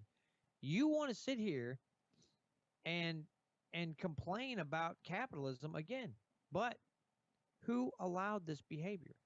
Government took their money, took these people's money, and said, "Oh yeah, you've been pretty good donators to the cause. Sure, we'll allow you to keep operating because you're clearly essential." Again, not the fault solely of the business owner. There was a lot of politicians who liked that money coming in and continuously coming in. And of course, the guy that's given the most money is going to get a seat at the table. Yep. So, and just like in socialism, only the super rich, super wealthy will make the rules. They will have price controls. They will have everything. It's exactly what we just saw. But that's another vantage point that you won't hear from your politicians, most of them, you won't hear in the media. But we have been living a form of socialism for the last year plus. And if you listen to the media, you turn on the TV, listen to the radio, you would think that capitalism caused this whole thing. This whole thing was caused by capitalism. Yeah. And for those unthinking individuals, I guess, okay. But if you have more than two brain cells to rub together, you should figure out that no, that wasn't capitalism. You flipping idiot. That was your health department officials. That was your mayors, your governors, your board of aldermen, the CDC. So here's something that I was thinking about today, because my employer, we're still wearing masks at work. It's a show. It's a stupid show because 75% of the people don't even have their nose covered. Half the time they're below where I put mine on my chin. But they say they're following the CDC guidelines. But here's the thing, okay? They're also having a problem getting people to come in and apply for a job. Yeah. And it's like, well, the CDC scared the bejesus out of everyone into staying home. The same group that you're taking your notes from as far as social distancing and masks and all this other nonsense and getting vaccinated. That same group that you're following along blindly with also is part of the reason you can't get people to come out of their house, because they scared the bejesus out of them. Yep. It just cracks me up, the duality of the situation, how these people will follow the CDC guidelines, but then can't figure out why people won't leave their house and come to work. Yeah. It's the same. They're part and parcel of the same problem. It's the same group caused two different issues. They're the reason for two different problems. And again, the whole mask thing is starting to fall on its face. The whole COVID argument. Now, of course, there's the variant scare, which a lot of people are like, listen, bro, tired of it, tired of Rona, tired of the whole thing, tired of lockdown, shutdown, mask mandates. The variant argument it's not going to hold much water for much longer. But it's just, to me, to somebody who uses their brain, you go, and I know it's corporate office making these decisions. Corporate, I mean, the company I work for is a global corporation. They literally bring in billions of dollars a year. So, and they get these government contracts. So yeah, they're going to follow along. But the audacity to sit there and act confused at times, it's like, guys, come on. Can we stop? Can you stop BSing me? Can you stop with the nonsense? It's just, I harken back to the last all employee meeting we had, and that guy using keywords over and over and over again. My IQ slipped 20 points. And he's like, do you have anybody got any questions? Any comments? All I wanted to stand up and say is, can you talk to me like I actually am halfway intelligent? Because when you use these little phrases that you learned in business school, you make me feel like an idiot. You also make me feel like you think I'm not intelligent enough to pick up what you're putting down. And I guarantee you, I don't know all the business innuendo, but I guarantee you I'm smart enough that if you talk to me and talk to me normally and use plain English, yeah, I'll smell what you're barbecuing. But to sit here, and it was like listening to a politician. I think that's what angered me so much. It's like this guy's like listening to someone running for political office. That would have been my other questions. Like, are you running for office? Like, no. What do you mean? Then stop talking to me like you are. Stop talking to me like you're running for president of the United States. You keep repeating yourself over and over again, hoping I'm going to buy it. Unfortunately for you, I know how government is, and you're acting just like government, so I don't trust you, and I don't want to listen to it. I wish I could have just stuck my fingers in my ears and went la la la la la the whole time, just so people would have went, "Are you okay?" Like, no, listen to this guy, and that's just one of the other things that drives me nuts. When politicians talk to people, a lot of them talk to you like you're stupid. And people don't even pick up on it. Sometimes it's subtle, but they talk to you like you're stupid.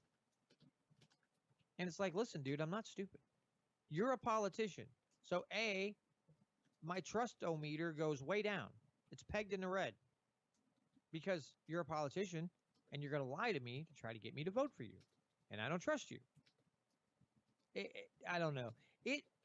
There is an argument out there that the corporate world, there is this corporate public-private partnership is what they call it, where government and corporations work hand in hand. Government takes corporations' money to legislate and regulate to make it harder for competition to operate. Yep.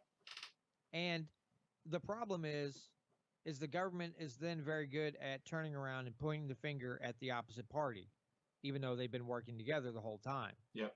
And that's how we find ourselves in these situations. When at college, the cost of a college education, the colleges are getting money from the government, plus they're getting tuition money from the kids or the parents. They're getting money both ways. And then the government's like, we're going to do something about the cost of higher education. Okay, stop giving the colleges money. Yeah. Why are you doing that? There's just, you can't hardly find an instance where the cost of something is ungodly high that you don't find government intervention in there somewhere. I'll actually make a note on the government sending money to colleges, and this is an important note to be made. They do that because then they can also dictate what the colleges teach. Right. It's the same exact reason why many states actually passed like the drinking age to be 21, is because the government basically said, we'll stop sending you money if you don't pass this drinking age law. Just like the seatbelt laws. Yeah, many of the seatbelt laws were the same way. And that is just another example of a lot of government overreach. And James Madison in the cod fishery debate basically warned everyone of this, saying because they were trying to subsidize the cod fishery industries during a conflict with England, because England was interfering with our cod fisheries. And Madison said, if we take the subsidizing the industries into our own hands because of the application of money, then what's to stop us from taking education into our own hands? Well, what are we talking about right now? What stops us from taking religion into our own hands? Well, look at the 501c statuses. Churches can't speak about anything political or they lose their tax benefits. Um, what what about taking police into their own hands, law enforcement in their own hands? James Madison makes all of these points based on the application of money, saying that that's not the government's job. You can't say it's the government's job, especially under the guise of the general welfare clause. If you apply money and call it, well, it's for the general welfare, well, then you have to apply it to everything. And none of our founding fathers wanted that. Nobody wanted that. There were maybe a couple that wanted education, maybe a couple that wanted health care type benefits, but it was very, very, very few. And when James Madison makes this argument during the cod fishery debates against live mode, by the way, he won his case. They dropped it. They did not subsidize the cod fisheries because they realized he was right. We can't just throw money at everything. If we do so, we're going to throw ourselves so much in debt and centralize so much authority to the federal government that it'll be unsustainable and borderline, if not outright tyrannical. We cannot let the government do that. And here now we have today, the government is in our schools. They're in our higher education. They're in our police. I mean, look at the militarization of our police, essentially, with the armored vehicles. Look at how they try to dictate what a church can and cannot teach or say on the pulpit. They can't outright come out and condemn the government for something on the pulpit because then they'll lose their tax status. But then when you look at colleges like Hillsdale College, they don't take a penny from the government. They refuse. That's why they actually have constitutional civics classes. Yeah. That's why they will teach what they want to teach. They refuse to take a penny from the government because they don't want the government to dictate to them what they can and cannot teach. And more colleges need to do that. More schools need to do that. More churches need to do that. We need to start telling the government, we don't need your damn money. We're fine on our own. We'll teach what we want and we'll be better for it. That's what we need. I spoke about it the last time we were on. I've been going to a Patriot Academy event at a church nearby. It's a couple towns over. It's about a 20 to 30 minute drive depending on traffic. But a church is having Patriot Academy come in and give constitutional civics lessons. It's an 8-week event. And it's every Thursday at 5:30 or 6 p.m. I think it's 5:30 check-in, 6 p.m. start, if I'm remembering correctly. I've gone to the first 2 weeks of that. I haven't personally learned anything, but I'm damn well going to be there supporting them. I already know this information, but I'm there talking to people. I'm there saying we need more of this. I'm there saying this is a great thing that's happening. Even though I already know these things, I'm damn well there talking to people and encouraging it and supporting it and trying to bring more people to it. Because this is important. The church, I even spoke to the church leadership and they're in full agreement. Other churches need to stop being afraid and start speaking up. Because the principles of most Christians are in line with the Constitution. The principles of most Christians are the principles of do no harm, be charitable, but you don't want the government to be charitable for you, and respect others. And churches need to be more active in calling out the wrongdoings of government. When they're creating victims that are allegedly supposed to be criminals, and turning these victims into criminals simply because the government doesn't like what they did. That's not the government's role. It's not the government's job. And Christians need to stand up for that. And churches need to stop being afraid of losing their tax benefits. They need to stand up for that as well.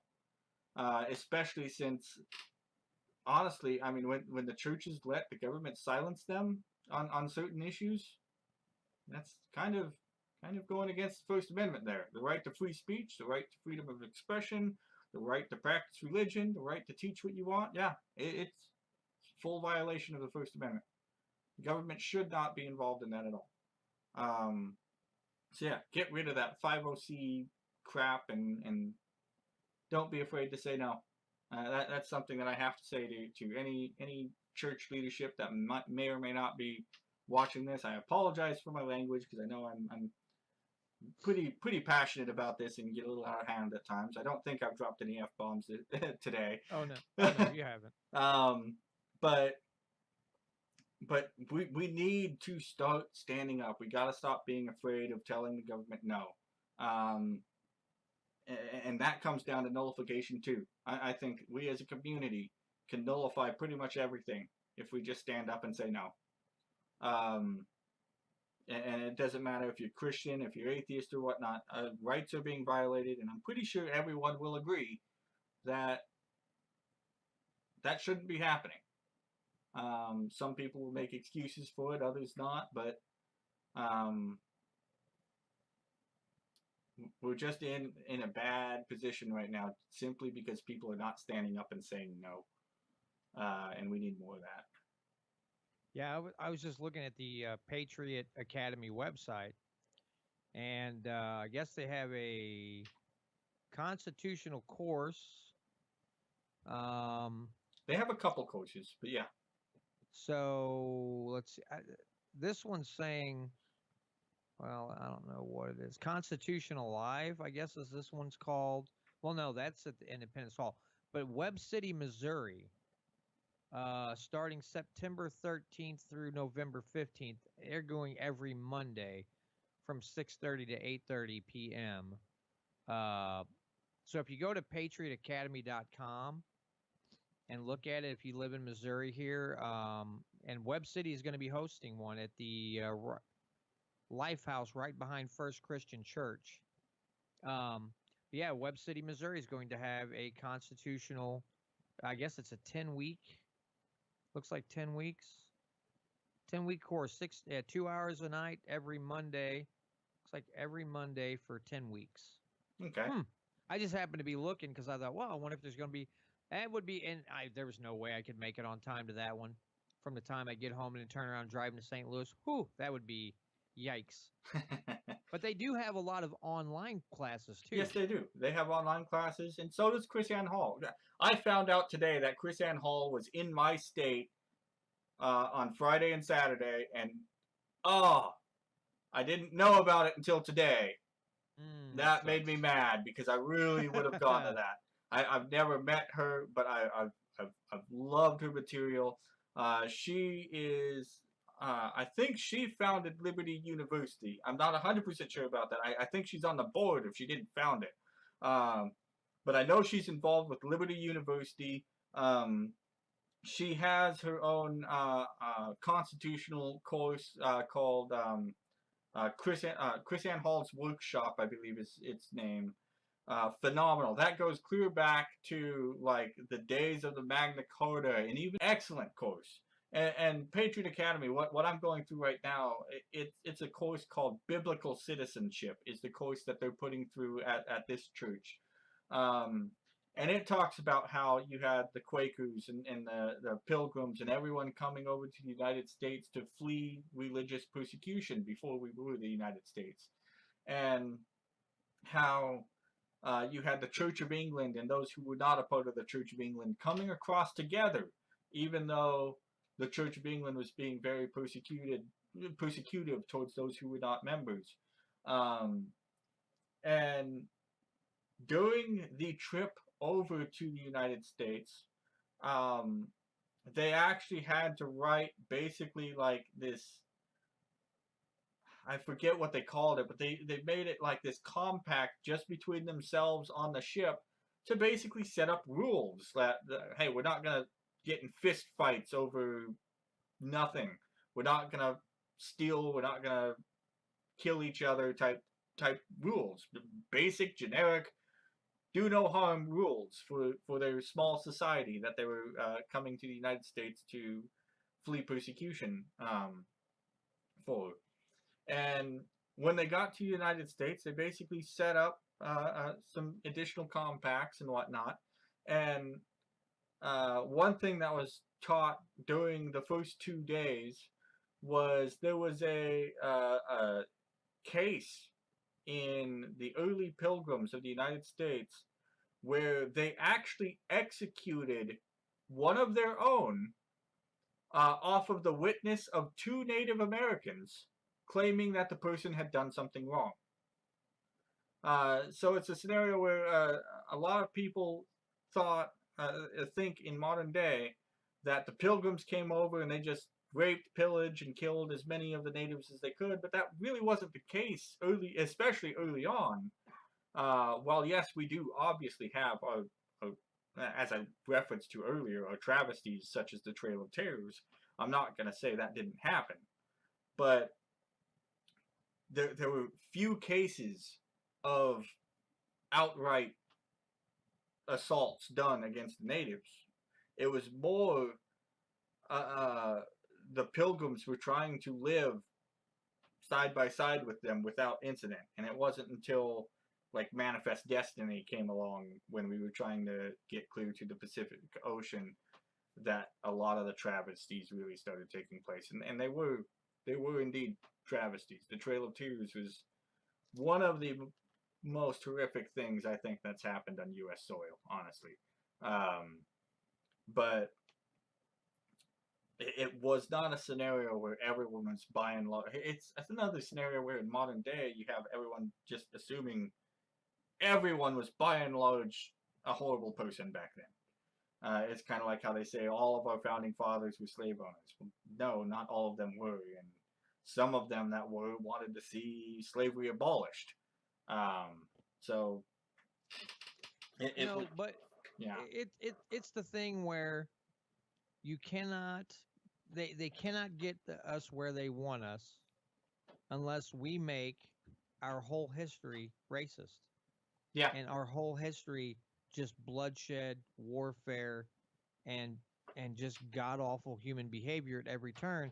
If they can't get people to that mindset that everything we've done from our inception has been founded on racism, the steps in their platform, they can't climb those steps, that the foundation will crumble. yeah.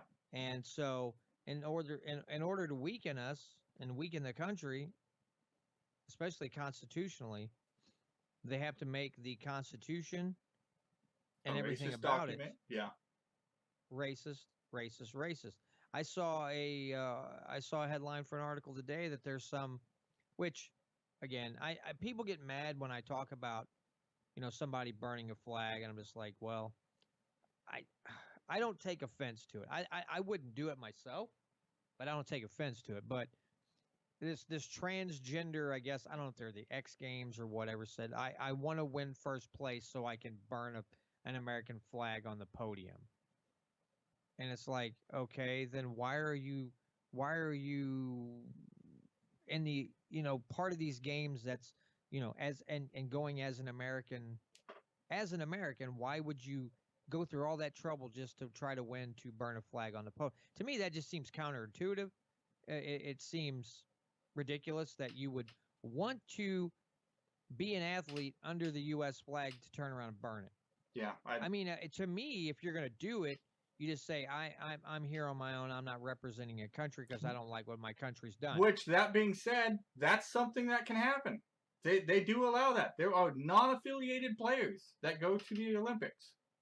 But in order to be some kind of social justice warrior, these goofballs are doing this, and I'm thinking, you're really not very bright, are you? You're really not very bright. But again, I don't want to give too much credence to it because I saw comments a while. This was a couple years ago when flag burning really started becoming a thing, and people were like, they wanted more money from their government. They wanted more assistance, but then they would burn the flag. And I'm thinking, well, if you don't like the country you're living in, why are you asking more money from them?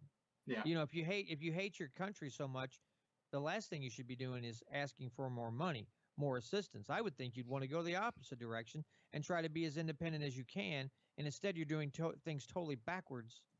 And you're saying you hate the country you're in, but then you get mad when you don't get more government handouts. To anyone with a brain, that would seem Yeah. completely backwards, and and there's so much irony in that whole situation that you'd go, what? But Y- people just didn't think of it. Don't think of it that way. You A lot of know, them don't. I hate to regurgitate narratives and talking points, but a great example of that is actually the scenario of those who want to abolish the police, but the police are the first person they call if They they're in call. trouble. And like I said, I hate regurgitating narratives, but that is just a prime example of what you're talking about, of the hypocrisy and irony of hating something and then it being what you want to rely on. What are you trying to accomplish by abolishing it? Yeah, there. And you know me, I'm very blunt and honest. I will be a critic of bad police policies. I'm not afraid to call out a bad cop when I see one. Yeah, But that's the thing, is I'll call out the bad cop. I won't call all police bad, though I do see a lot of corruption throughout the law enforcement community. But that's not me painting every single cop with a bad brush. It's me seeing individual cases and calling out those individual cases and saying that the department needs to hold that officer accountable. And if that department does not hold that officer accountable, that department is equally guilty. That's my stance. It's not me painting everyone with a bad brush, because I understand that probably 95%, if not all, officers join the force with the intent of being good mm-hmm. and enforcing laws and serving the community. But the problem is, many do not. And I think the many do not because of bad training, honestly.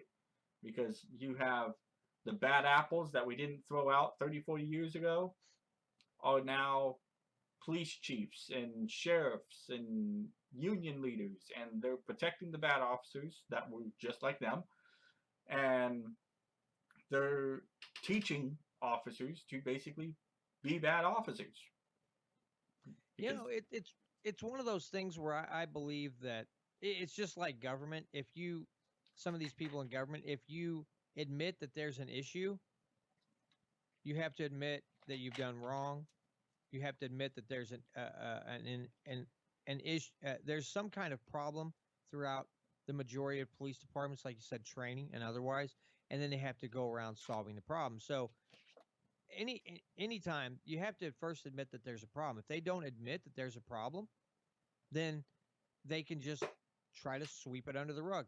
Same way with government, because I mean, let's face it, police departments are a governmental institution, but that's the inherent problem in government. They some a lot of problems are government created, sometimes intentionally, other times unintentionally. But instead of saying, okay, we screwed up, let's fix this, because they're afraid it's going to damage their political career, they will not admit someone screwed up, they themselves or a group of them screwed up, and they need to rethink this and go about fixing it. yep. And it's all hinges on losing their seat at the political table. And chiefs of police, um, the heads of these police unions, if they admit that there's an issue, then make it shines a bad light on them, and then they could lose their seat of power. That's the problem. That's the inherent problem with government. as in the face of doing something to correct an issue, the being worried about losing your job as a politician, and in fact, you might want to be a representative, but once you perform the act of covering something up or not admitting that a mistake was made, you now have made yourself a politician because now you're putting your career before your duty Yep. and oath to the Constitution. That's a So very good now way to put it. you've went from becoming a representative to a politician, and now you're just as corrupt as the ones you point fingers at constantly. It's just complete and utter hypocrisy. Yep. We're just over the 2 hour mark, Jesse. So I'm going to go ahead and because I'm starting to get wound down. So is there anything else that you wanted to throw in here before? I know we got to give the answer to the trivia question, but is there anything else that you wanted to throw in to the mix before we call it an evening? No, I think we've pretty much covered everything tonight. I do have a candidate that the CGM has endorsed here in Washington State that I am going to see if he'll be willing to come on your show. His name is Aaron Hansen. He is running for U.S. House of Representatives. And there is a candidate that is not currently endorsed by the CGM that I think you would really like out of Ohio. He is running for, I believe, U.S. Senate. His name is Mark Pukita. I don't know if I'm saying his name right. I apologize to him if I butchered his last name. He is very, very well intended. Yeah, it's another scenario where if he does not get the CGM endorsement, I can tell that he is a very well intended individual and he's on the right track. So hopefully I can get him on for you as well. So anyway. Yeah, if you want to, just message me their names or whatever, and I'll, you can try to get in contact them. I'll try to get in contact with them as well because we're winding up for, next year's another election. Yeah, like you said, it's like you go a couple weeks and you're like, oh my God, it's election season again. Oh, jeez. But as much as I want to focus, have more Thomas Massey types in the federal government. Yeah.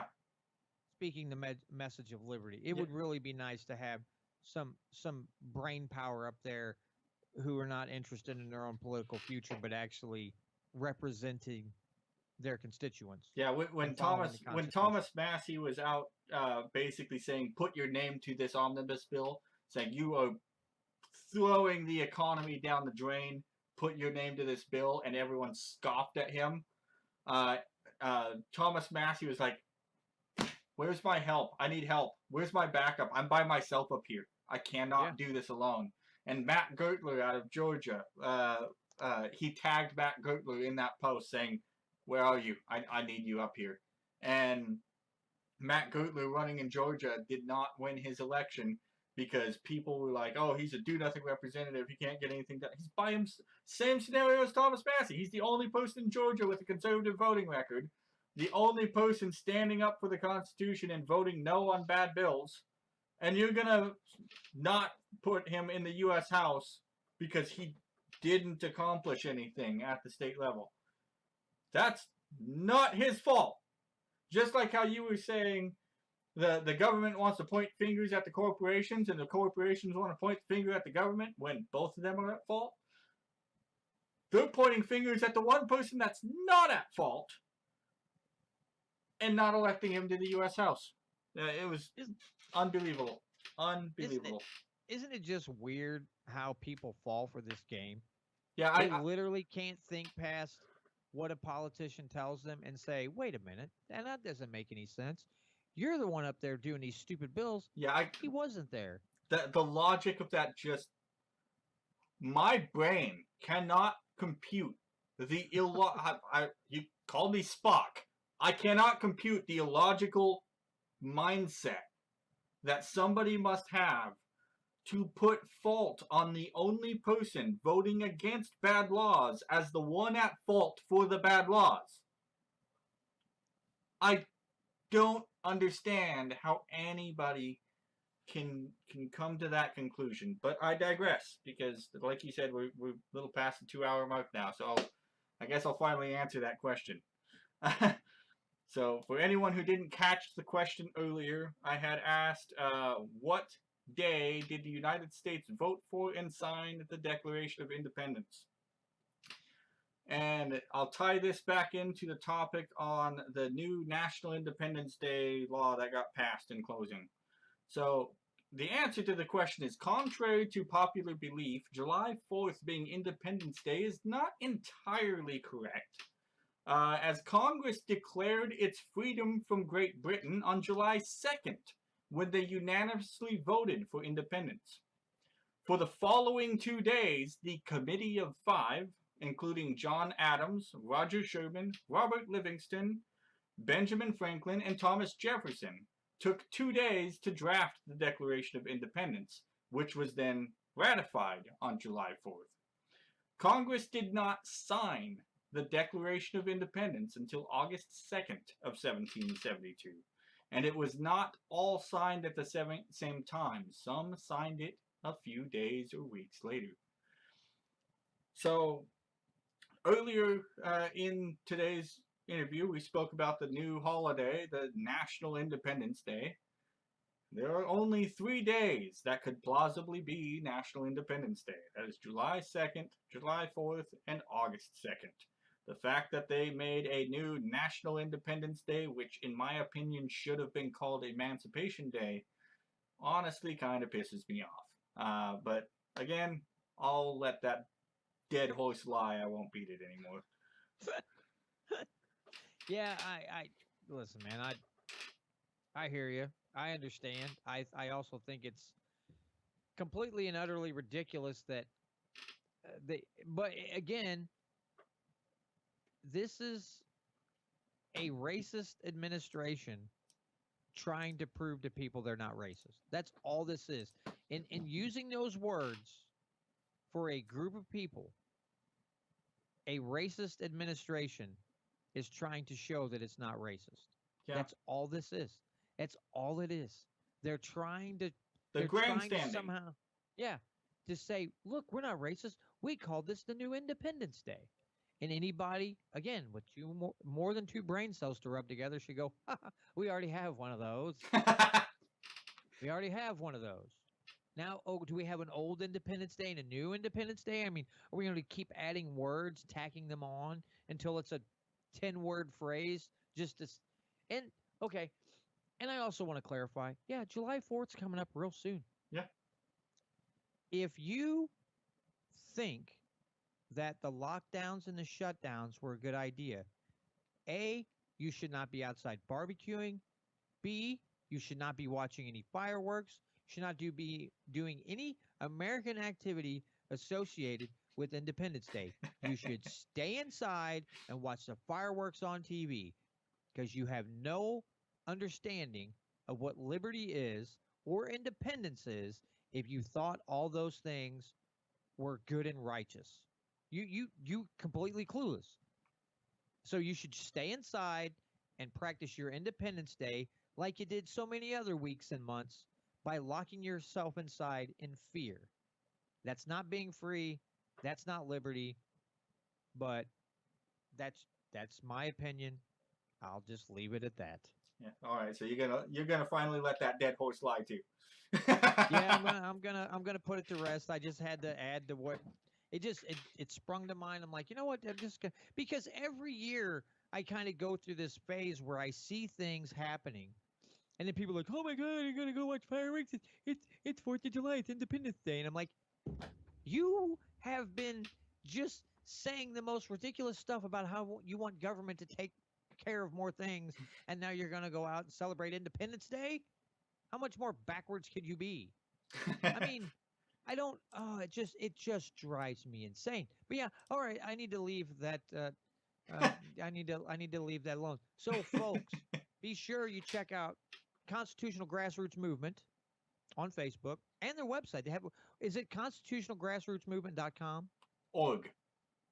.org. I'm sorry. Yep. Constitutionalgrassrootsmovement.org. check out that site. Check out their Facebook page. Also, be sure to check out molibertyradio.us, especially on Sunday nights from 6 to 9 p.m. Central Standard Time. Sam and Trish Britton, off the cuff radio. Don't miss it. It's good stuff. Lots of information. Jesse, if you want to hang out on Skype for a minute, that's cool. But everybody, thanks for joining me. I was supposed to have Roz on with me this week. I've still got to message him. I'm going to push that back a week or two because I'm going to be super busy the next couple of weeks. So I'm going to get in contact with him, try to get that rescheduled to get him on. He's released like 3 more songs since we last talked to him. So we're going to have Roz on here in the next couple of weeks. Also, as things happen, Jesse may just say, hey, you want to do another show? And I'll be like, sure, let's do another show. So it's hard to say from today till, especially going through what we're doing now with some of these ridiculous bills. And as he finds more candidates that are liberty loving in these states, we can kind of talk to these guys. And so be expecting that as time goes on. But anyway, thanks again so much for joining me. Everybody have a great week, and we'll talk to you next week. All right, all done, sir. All right, outstanding. And I'll wrap it up on my end too, and we'll probably just stick on Skype for a moment. Again, everyone who's watching on my end, thanks for joining, and again, check out the Push for Liberty. They're also on Facebook, and you heard his pitch for moliberty.us. Great podcast. I'm always glad to be on his shows. Interviews a lot of great liberty-minded people, and if you're looking to find some good candidates to support, he generally has very good candidates on his show, and like you said, on moliberty.us, they have a lot of good conversations to have over there. So with that being said, I'm closing out the